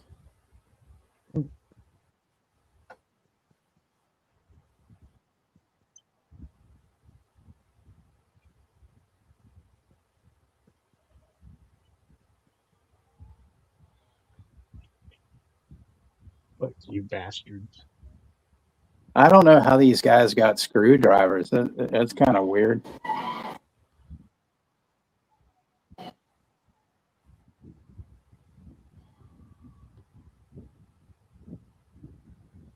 See that one guy that looks like Mo Howard was obviously lying.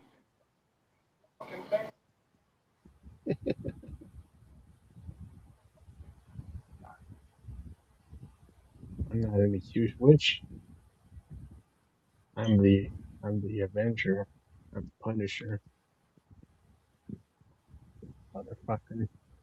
Detroit, Knob City. Vincent Glad lies.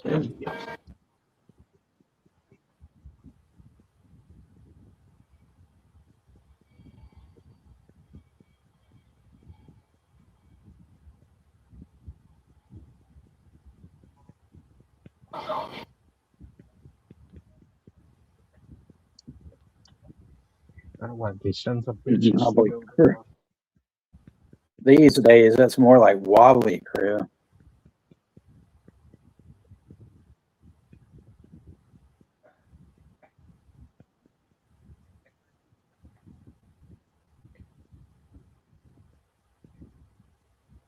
Suspected, which is my ass, you motherfucker.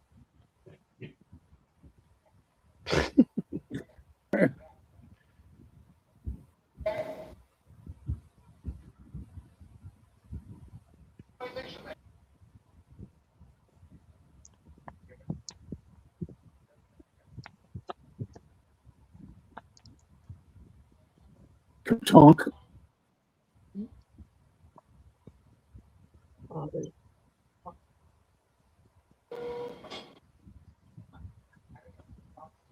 Calling that guy Master Web, but at least he didn't call him Webmaster.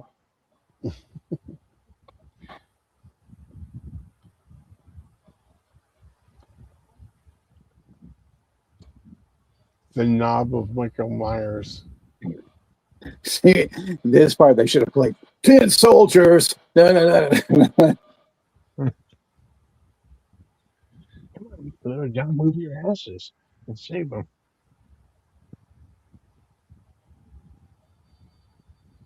Took that fucker's eye out. There we go. Kertunk, kertunk, kertunk, kertunk.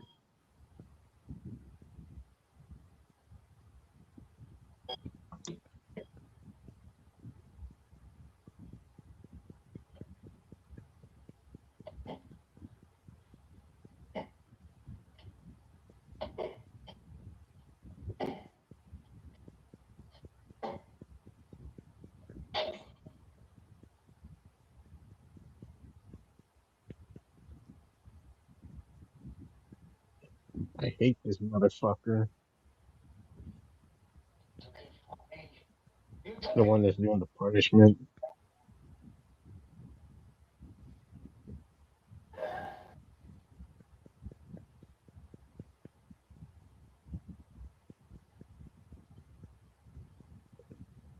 I would have gone like 20 days later, just pull his fucking eyes out. That's how much I hate this motherfucker.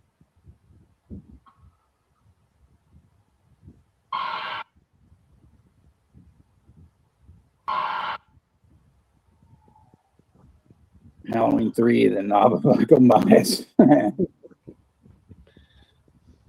Tommy, Mr. Lee Taco. Yeah.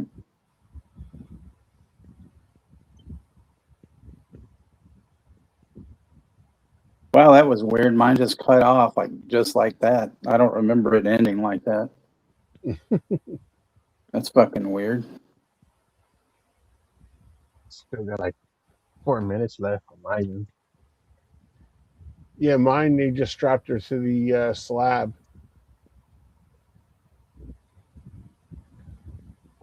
I'm like an hour and 55 minutes.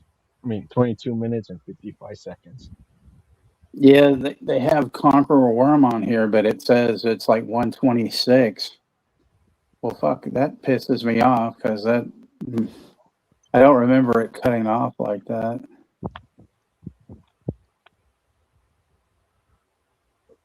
Oh well. Come on, you fucking. Come on, little John. Get your ass in there.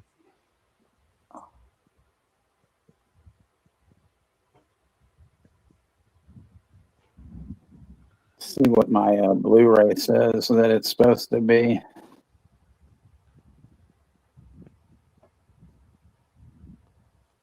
Well, 86 minutes, so yeah, I guess Come on, hurry, man. 122. Save their asses. Those fuckers. There was another one on here, but since that thing said Vincent Price, like a Vincent Price channel, I figured it would be okay, you know, but I guess it wasn't like that bad, but damn. Yes. Sent Stab it that 50. motherfucker in the eye.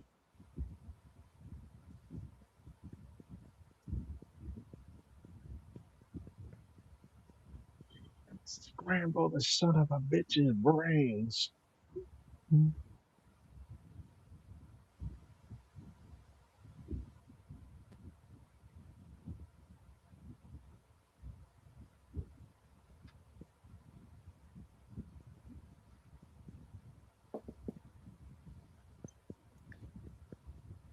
But yeah, that one is definitely a rough one, you know. So I hope you guys at least enjoyed that one.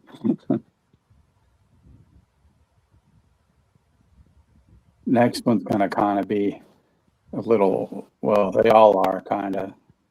But like I said, Blood on Satan's Claw is my favorite. It's amazing, really good. See you, Brooke. See you, Rosie. See you, Chester. He ain't leaving yet, Kenny. Would Oh, you? I'm sorry. I just seen good night, all, Alan. Well, yeah, they're just saying that because you know that's what they always do. Oh, okay. But I'm sorry. they don't leave till we leave, you know, unless Gotcha. they say otherwise. I mean, you can still say thank you for coming to the stream tonight and all that, you know.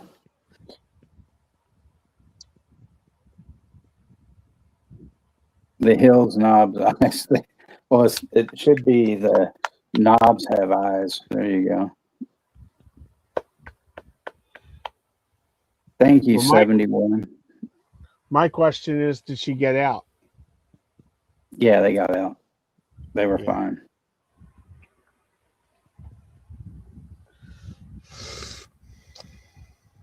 Yes, Russell, I've seen Mr. Sardonicus, and I mentioned this to you before.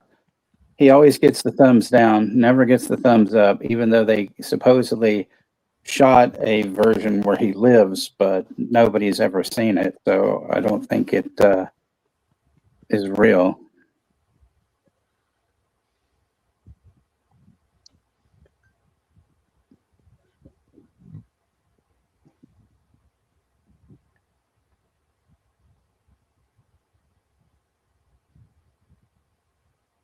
Kenny has leftover goulash. No, I don't have any goulash tonight. Thank you, Jimbo Jack.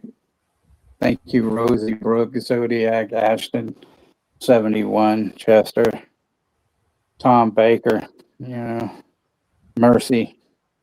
Thanks for that comment, 71. Thank you. I try to pick good ones.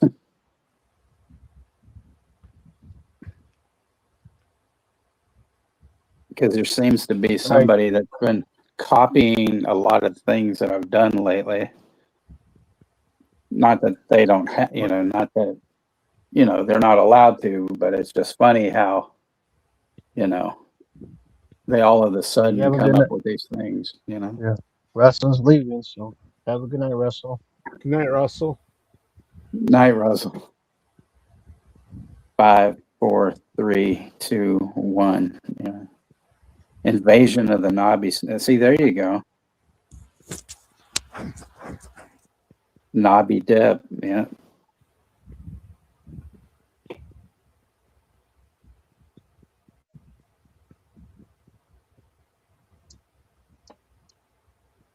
They had 10 kids.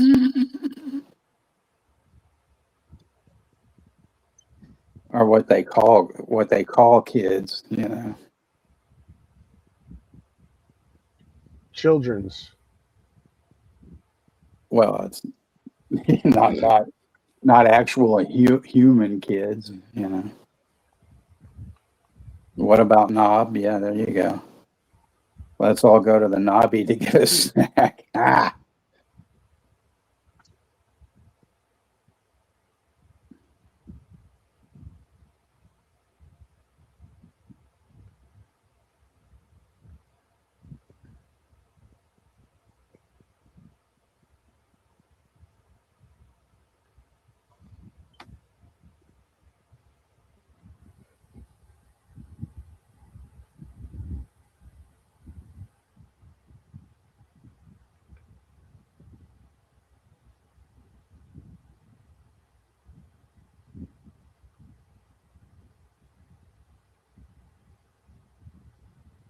There's some actual guy that has a channel called Atten Shy Films or something like that. I guess it's supposed to be a Tin Shin or something, but he goes by the name Witchfinder General. And one, he giveth spiritual advice. One says he visits Salem, Mass, and then exonerates, reacts to the exoneration of the last Salem witch. Okay, well, Interesting. how about fuck you, guy? That's what I gotta say about it. I mean, there's a metal band called Witchfinder General, for God's sakes. Well, maybe not God's sakes, but somebody's, you know.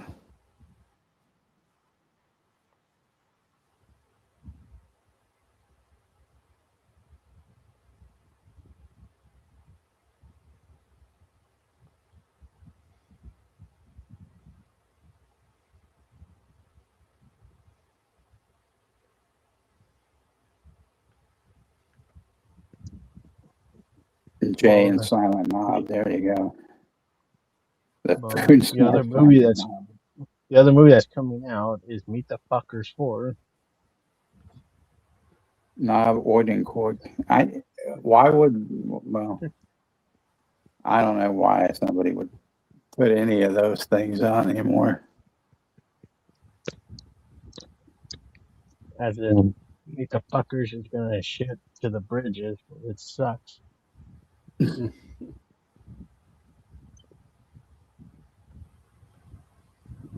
You're gonna go see that, Kenny, or no? No. I'll wait for it to come on streaming.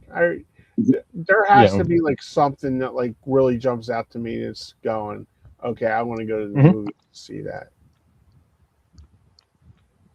John Carpenter's The Knob. There you go.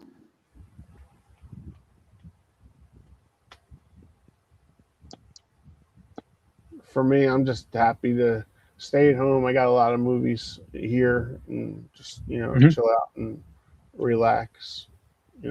I'm like you. I'm kind of like with the crowds, where it's like you don't know what kind of people you're going to get. Yeah. And then you don't want to. A person that's on their damn phone, or they bring their damn kids. Well, what I don't like is the assholes that have to look at their fucking phone in the middle of a movie, Yeah, I don't get that either. That drove me crazy. The last time I went to a concert, it was like all they had was like I took a couple pictures of like the stage and when she came out and stuff like that, and it was just like, but the rest of it, it's like sit back and enjoy the concert. They're just taking pictures and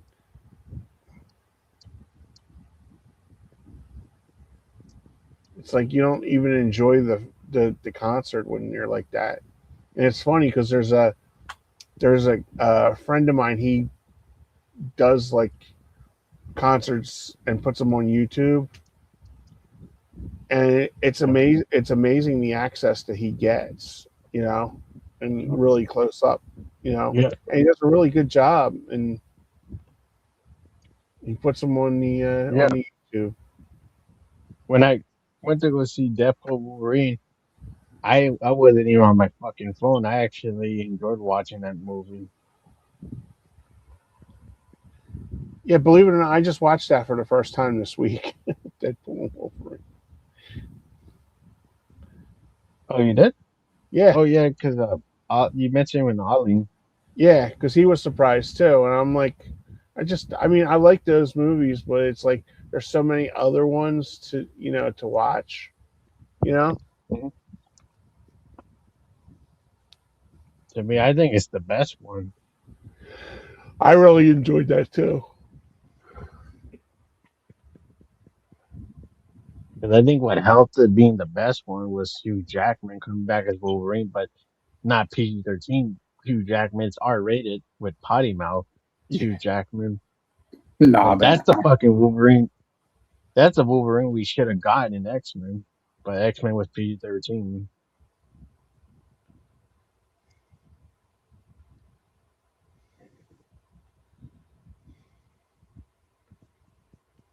Like, personally, I kind of liked it more than Logan because Logan was just really fucking emotional to watch. It was just too brood and too dark. Oh, I like that movie, Logan. I Mhm. really Yeah, enjoyed that. yeah. I'm not saying it's a piece of shit or anything. It's just it's fucking sad. Like it's like a rough watch because you know that everybody's gone. The X-Men are gone. The Avengers are fucking gone. The Punisher's gone. That makes me upset. Notch for knob too. There you go.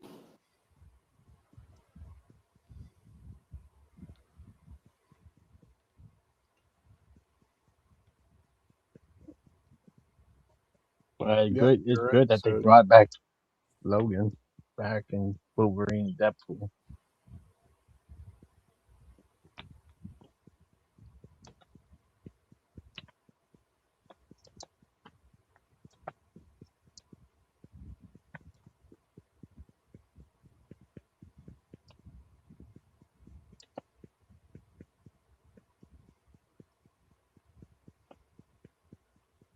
So what's this shit about Undertaker quitting his knobcast?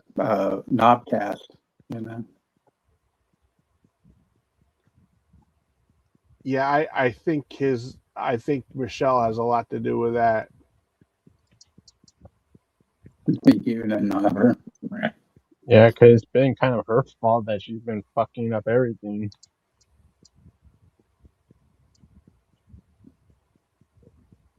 Especially when they broke the partnership with that dude that he had in his podcast. Yeah, he really screwed him over, didn't he? Yeah, yeah, because in interviews you could tell he doesn't want to be. He doesn't want to say something bad or something or be an asshole about it, but you could tell personally he wanted to say something about it because you could tell he was fucking screwed over.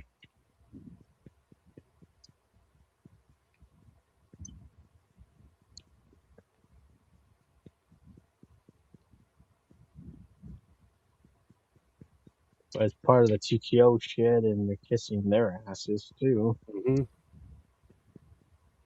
and kissing Triple H's ass.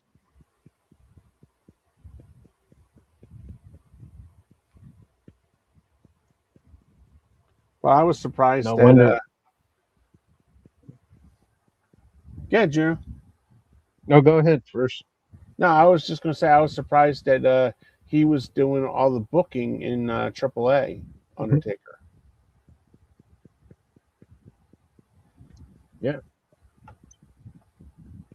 And it's a better product than the fucking crap they have. Yeah, you're right. Knobs And on a like poor plane. Big Cass, he's not in AEW no more. Big Bill, he ain't. He's now in back as Cass now. Yeah, I was kind of sad Enzo wasn't there last night. That's a piece of shit. Why were you sad, Kenny? Because that guy can't work a fucking lick. I just like the two of them together. I thought they were like very entertaining. I thought they were very entertaining, and it seemed to be what they were saying on the internet. He kind of cleaned his life up and with Big Cass. So Well, Kenny, did you ever see that thing from Simon Gotch where he was telling him he wanted him to do this certain spot? Oh, yeah. He couldn't get it right. I mean, after that, I was like, fuck that dude, like. yeah, and that was the last time that you've seen Gotch in English on a pay-per-view, because they didn't do any more pay-per-views after that. Well, much of that they think it was their fault that Enzo got hurt, but it was his own dumb fucking fault Yeah. because he was an idiot. He wasn't protecting himself. Old Mary Jane Rotten guy. Yeah, old Triple H, he's got that big old beak, and he's got those nostrils that are so big he could fucking snort a fucking pigeon up his nose, just like Pete Yeah. Townsend.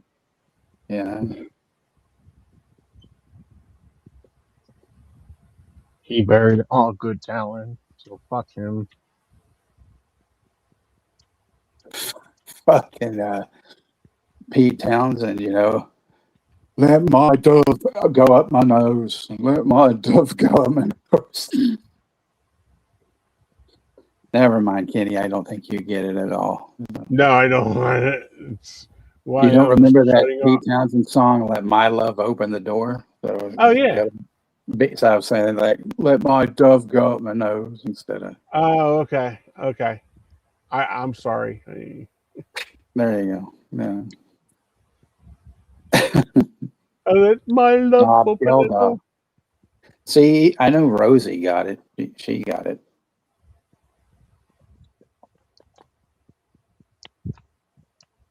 Then Z probably got it as well. I was like, what the hell?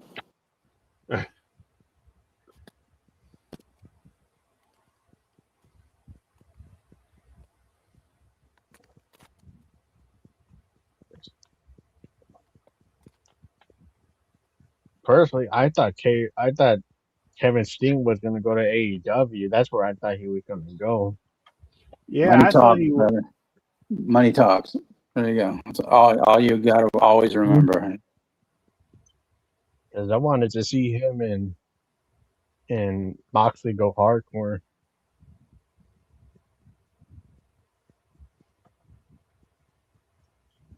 Because I bet he probably wants to do some of that gruesome shit because he's been in a bunch of street fight matches that would have had all that carnage stuff, but no, because they don't like blood, because they're pussified now.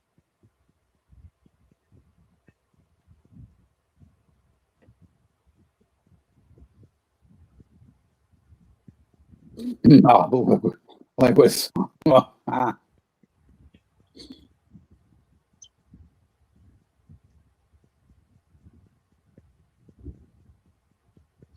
Well, Triple A has a big nose, so you can smell his ass and kiss it too. Truckers. Dracula.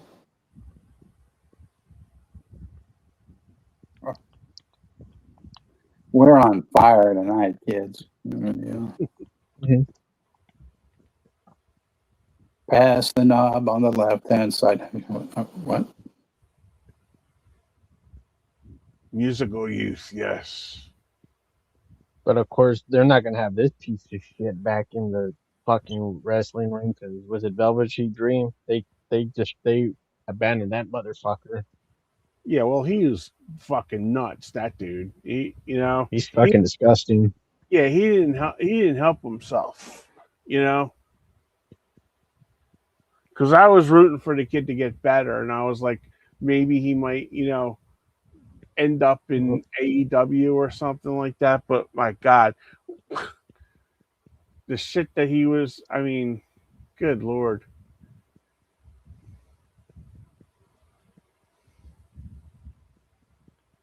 Stephanie getting the knob. Levesque McMahon. They had a picture of Linda from Saturday night. My God, she's had so much work done on her face. Not like she's getting anything anyway, unless it's like a rent boy.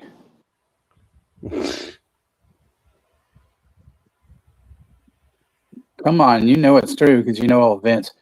I'm not going to touch you with all those damn cobwebs you've got down there, you bitch. I tell you, that's why I like the young ones that I can crap on their heads. What do you mean I was driving over 100 miles an hour? God damn it. Fuck. I was? Oh, shit. Trying to get to my granddaughter's party. Yeah, I was going to go to her bat mitzvah. God damn it. Fuck. And we're not even Jewish. What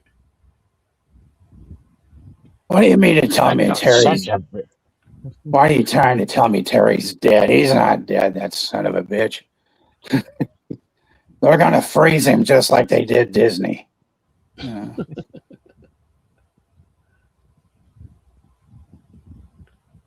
Come on. What? Too soon? Shit.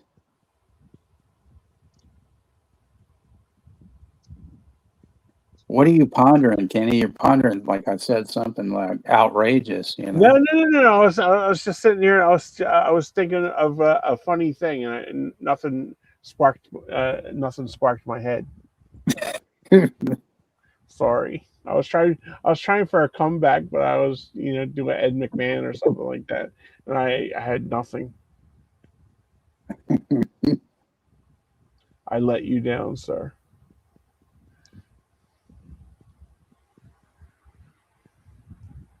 Kenny is being corrupted. We're not even... Yes, Zodiac's got it right. We're not even Jewish, pal. God damn it. Nation of nomination.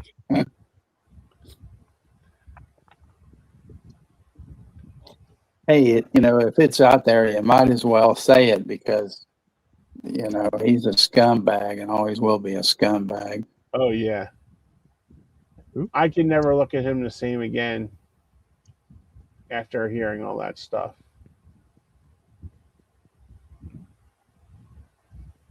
And just what he did to like people, like like his own daughter having a match with her when she's getting married the next day. Right. That's the worst match. And then what he did to Punk, serve release papers on his wedding day. Yep. But see, he's And back plus, there now, so I wonder what what the whole deal is with that. Yeah. plus, Well, actually, Vince was gone, so I guess Triple plus, H was like, "Well, look, I'll sign these contracts that all is forgiven with my nose, so don't worry about it." also don't forget he also was involved killing Nolan after the show, Yeah. letting that fucking bullshit go on.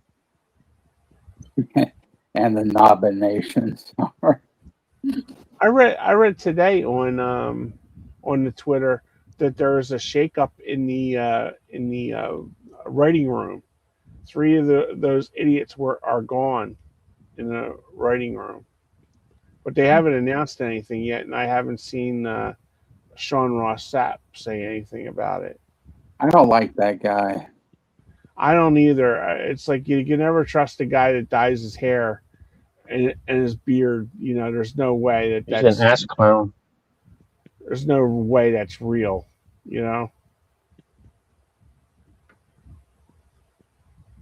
Well, I mean, you can't trust anybody with the last name Sapp anyway. That's true. Yeah, I just don't like the guy, but I mean, he does come up with like a lot of the stuff, you know.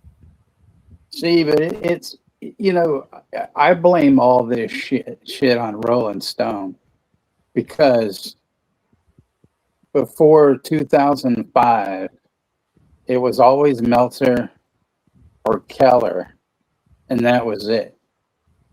You know, and that's only if people were smart enough to get those newsletters, you know, and then all of a sudden, fucking Rolling Stone starts covering fucking wrestling like it was this mainstream deal, you know, when it was Yeah. kind of like folding out, you know, and it was like, oh well, we'll revive it, and then you've got every fucked up, you know, person that, you know, decided to get out of their mother's basement and become, you know, like writers and shit overnight. It's like ridiculous. Like this, you know, Denise salad tosser chick, and then you Oh, got, who the hell is she? and you know, and then there was this big dude, you know, I forget name, Angel maybe, I don't know, some big guy. Like last year, I kept seeing him on my YouTube feed, and finally, I'm like, I'm not watching this motherfucker, and I turned it off, you know, and just like, you know, fuck you, dudes. There's another guy that's on my timeline like all the time, and I have no idea because I've never watched him. Do you know who JD from New York is? No, He's I mean, he's sitting. He has like a green screen behind him, and he just sits there and he yells at. I'll have to send you a link of him. no, don't. I don't want Okay. to. Because all he does is go, bro. He's sort of like Vince Russo. Bro, we're tired of this shit. It's unbelievable. Why do you? And he starts screaming at the top of his lungs. And I'm like, how can people? And I look at the tail end of it. It's 2 hours and 48 minutes. I'm like, how can you sustain screaming for 3 hours? Yeah, see, I definitely wouldn't watch that shit. I'd probably would turn it off in the first 5 minutes. No, it was Yeah. just on. It was on my timeline. That's how I have no idea how I got and it. then, and then you want to pass it off to me like COVID or some shit. No, fuck that, dude. I didn't know if you knew the guy or not. That's all. No, I mean, like there's Aaron Rift. I think he does no DQ wrestling or whatever. But I've kind of known that guy for years, and he doesn't bother me because his dad was this fucking crazy musician named Zoogs Rift. His dad was fucking nuts, man. He used to put out all these weird ass records, and so like I can respect him because his dad was fucking nuts, you know, and stuff. You know, I mean, I thought he was a great musician. He was crazy, you know, and so like, you know, I got mad respect for him, you know, because his dad, you know, kind of died young, and so yeah. But you know, that he's about the only other one, you know, like that I you know, I'll read his stuff sometimes, not all the time. But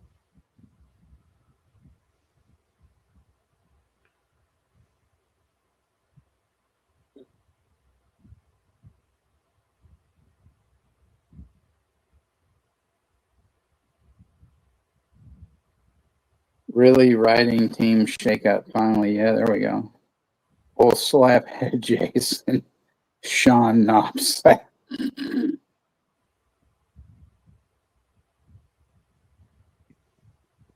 bunch of shit now, but AEW is still kicking their asses. Yeah. Should be a good show tomorrow night. Yeah. And what's better about their pay per views is that it's a one fucking pay per view, not that 2-night piece of shit. Ugh. It's always good as a one night, one and only. And Triple H has got to.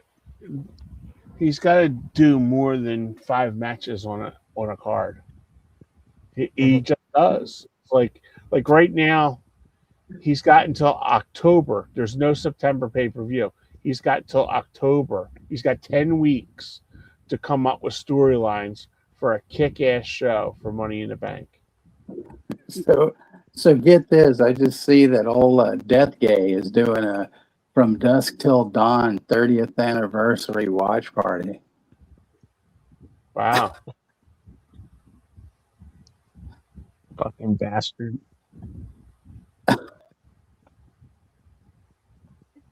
You know, he really should you know, do shit with you know, Rotten Crotch who shall not be named, because those two are so fucking boring. They would you know, get along really well, I think. Because nobody shows up, you know. She actually might get some views if they like joined up. Mm-hmm. But then, of course, I'd be thumbing down all their stuff. I didn't say that. And Planet Asshole as well. Nah, fuck him. You know, he's a boring entity all his own. He doesn't need any help to be stupid. You know.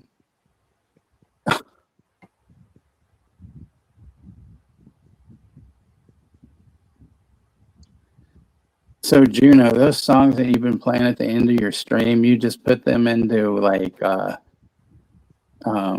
CapCut or what?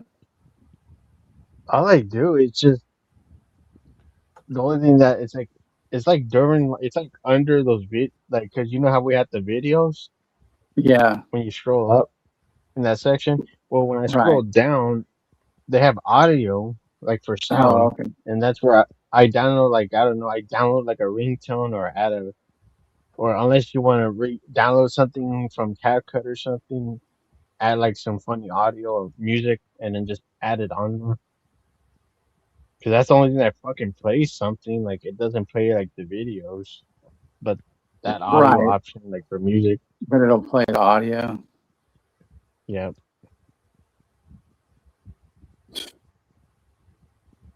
Which I don't know why they have this fucking shit off for a year so far. Like they should just leave it. They should reinstate and bring the free videos back on. Yeah, they should. Oh, because we have a planned deal. That's why we're gonna give you some percent off. Fuck you, StreamYard.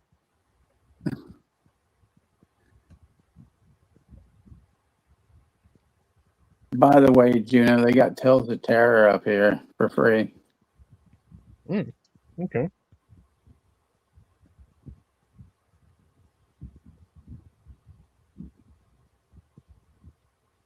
I was watching this deal today. Fucking Catherine and Isabel and Emily Perkins from Ginger Snaps reading people's reviews from Letterbox. It was great.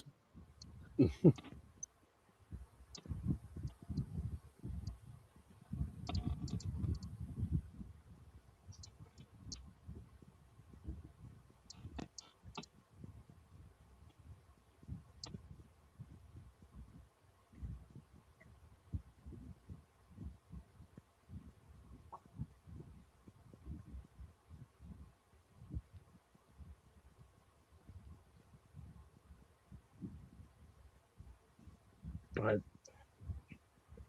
the only movie that coming out in October that looks like it's worth a shit is Clayface. That looks pretty interesting. Yeah, that does look good.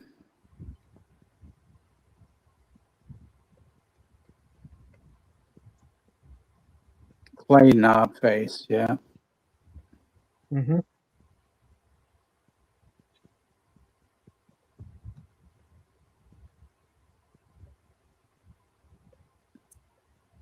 You take the good, you take the bad. You know this fucking bitch is sad. The facts of shit. Oh, the facts of shit. And it comes fucking you. And you know that they were. Oh, shit. What am I doing? Sorry about that. I got carried away.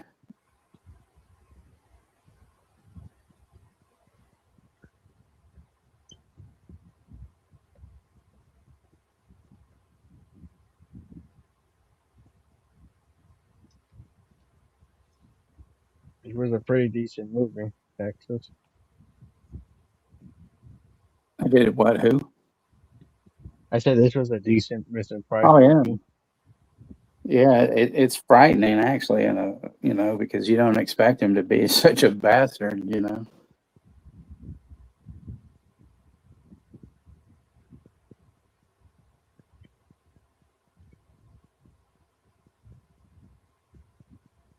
I've been watching these old Top of the Pop shows that people have been putting together, and it's like crazy to think that, like, I mean, we had some decent music shows, but I think Britain had better ones. But on Top of the Pops, man, half the time they're all lip syncing and shit, you know. Yeah, yeah. Mm-hmm. Yeah. The best is when some band, they'll be playing and then the drummer will get up halfway, just walk to the front of the stage, and nobody's playing the fucking drums or anything.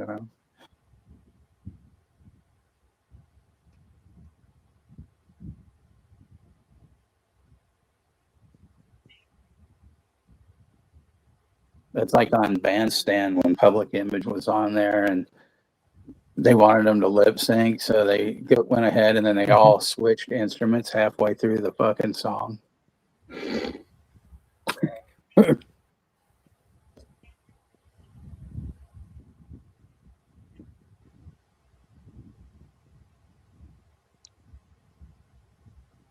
Anybody watch that thing with Rebel talking about, how she got ALS and all that stuff, man? Heartbreaking stuff. Yeah. Yeah, I Yeah. did too. She did. Mick Foley did a one challenge today. It was all over Twitter, and she was sitting right next to him Oh, that's cool. because Britt poured the buckets over Mick twice because he was talking. I'm a hardcore legend, and I've been thrown off of cages, and then all of a sudden she just grabbed the water and just dumped him, and he was like, "Oh my god, that's cold! Oh my god!" like freaking out, and then he goes, "Okay, I can do it.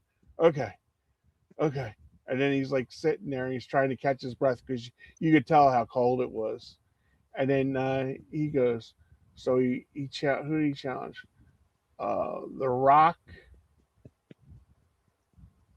Um, I can't remember the other two, but the last one was The Rock, and she went, "You better do it," like that.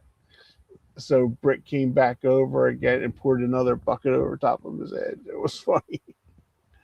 You remember around 2014 and everybody was doing those back then too? Yeah. And I remember there was this great one with Patrick Stewart where he just is like, no. It's like, nope, I'm not going to do it. And instead, he poured himself like a scotch, and then he wrote ALS a check, you know. That was amazing. He's just like, Wow. nah, you know.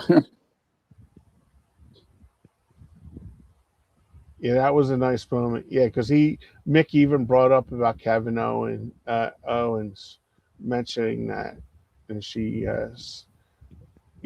Mick's first one was Kevin Owens, and then it's like I can't remember who the second one was.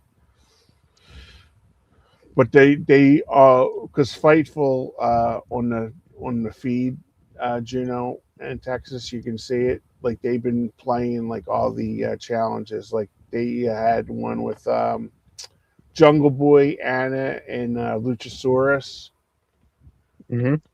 and they did the challenge, and then Lance Lance Archer, he did it, and then Harley Cameron did a cute one with the puppet, and then she's talking to the puppet, and she goes, "I better leave. You're going to get wet." And she went, "Oh, okay. I must take off I must take it off." So she took it off, and then she got drenched in it.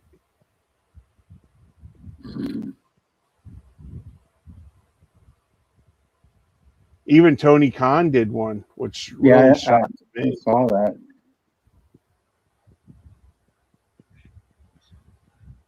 He was so cool as shit though, because he did it with his sunglasses on.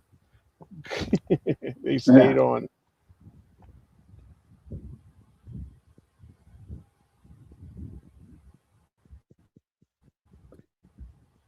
Well, anyway, I think we're gonna shut it down, and but thanks to everybody that came on again tonight, for this horrific and terrifying movie that I hope didn't scar you for life. And then we're gonna be back on Friday on Juno's channel, and then back again on Tuesday. It'll be a later start time because Kenny, Sean, and Jim and be having their show and stuff, and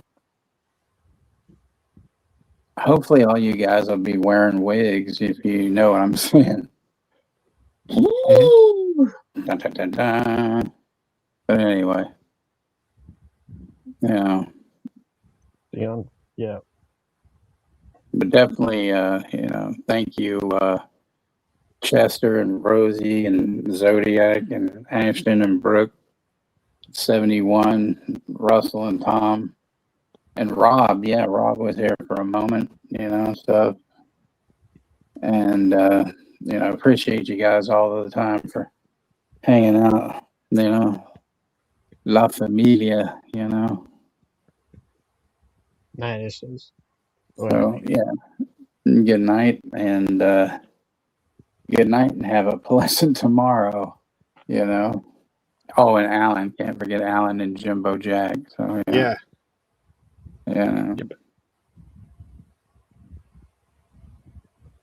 See, I gotta put some music in Chester and stuff to do that. I don't even remember how to do any of that stuff anymore since it's been so friggin' long. Good night, everybody. And as we leave, I'll sing Mr. Alan O'Day. Oh, no.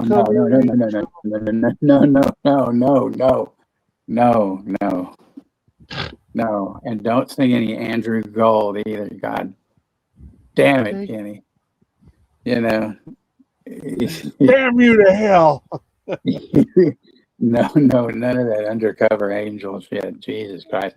I mean, don't get me wrong. I used to love that song when I was a kid, but, I can't deal with that now. Instead, we should sing Andy Gibb, Shadow Dancing. No, because I be making fun of it. Culture Club. Oh man. Do you really want hurt me? No, we should do Jailbreak by Thin Lizzy is what we should do. I don't know that song. Don't know the song. I know who Thin Lizzy are, but I don't know that song. I thought that was just an album. No, there's a song called Jailbreak. I'm not cool like you, Texas. I'm not cool.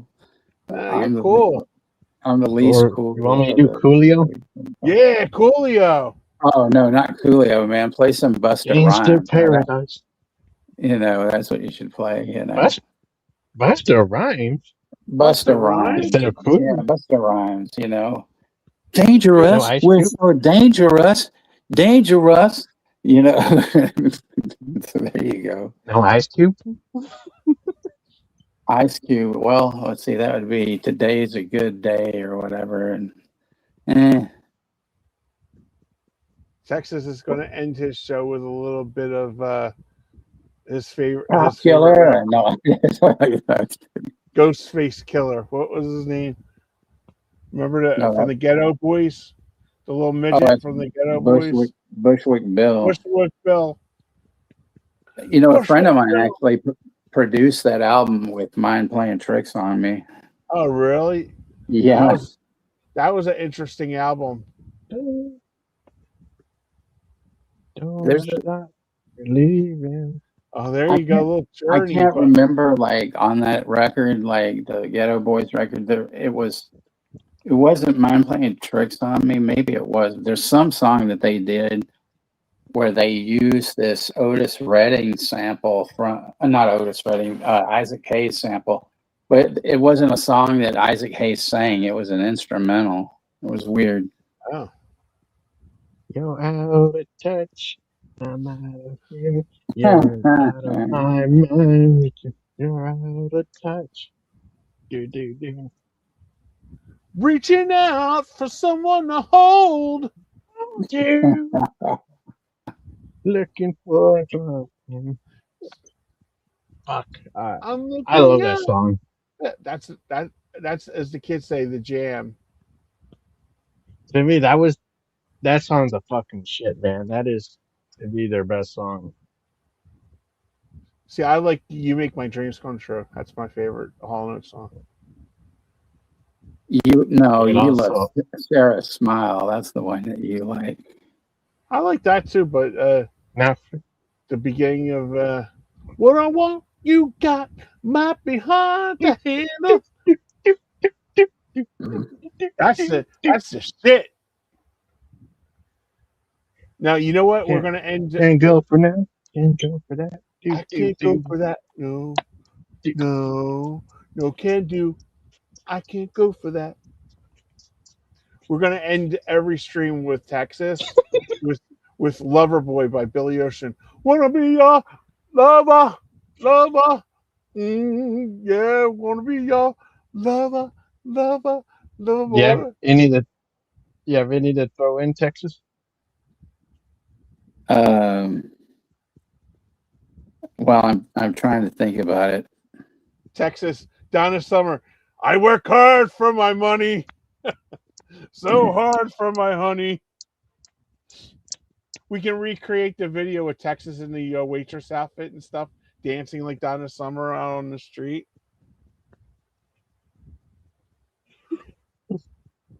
Or another one for Texas. Just a steel town girl on a Saturday night looking for a little Maniac by Michael Sambella.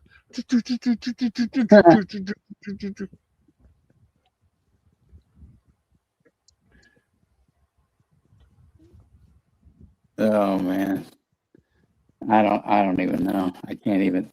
John Waite, Missing You. I'm not missing you at all. Oh God, Missing you. Okay. I got a trivia question for you, real quick, then, Kenny. Okay. What was the former band that John Waite was in? The Babies. That's right. And what was their big, huge hit song? Oh my God, it's like on the tip of my tongue. God, I can see the video and everything. Oh my God.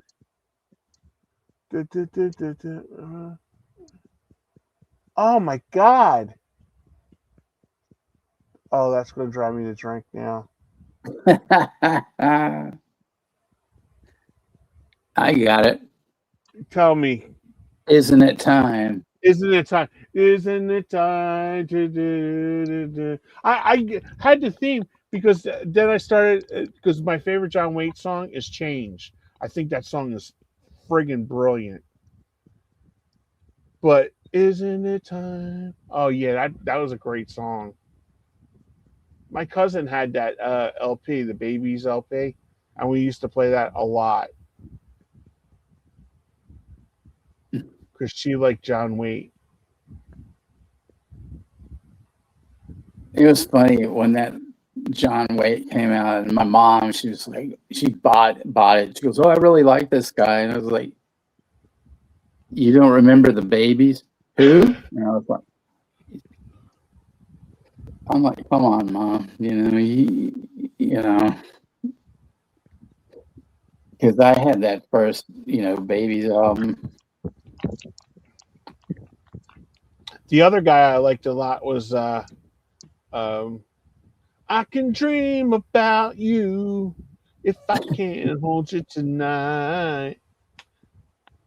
Moving sidewalks. Dan Hartman. Dan Hartman, yes.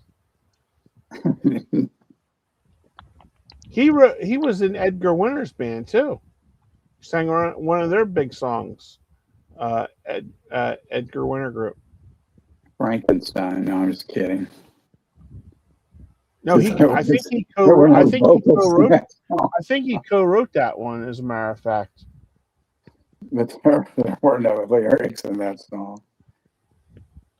Look it up. Let me look it up real quick, because I know, because he was he was like the big one-hit wonder, and then he just he wrote a lot of songs for a lot of people, made a lot of money. Juno's favorite song is "Rock and Roll Part 2." Right. And very young. Hey! Got Hey! the AIDS.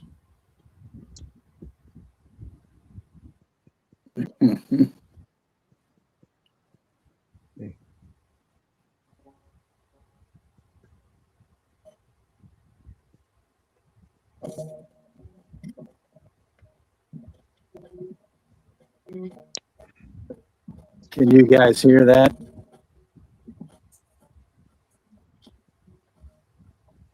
Yes, no? Can't hear anything. Whatever it is. This is what we'll end with, since I don't have anything for the thing. And if you can't hear it, oh well. No, I can't coming hear in it. and coming slightly in a little bit tiny.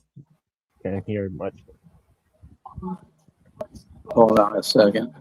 Let's see if this will. Oh, no, that doesn't work. Oh.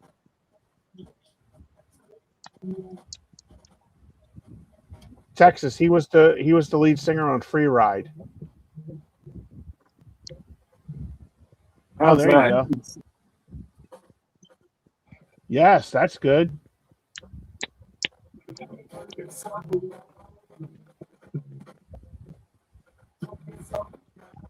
Thin Lizzy.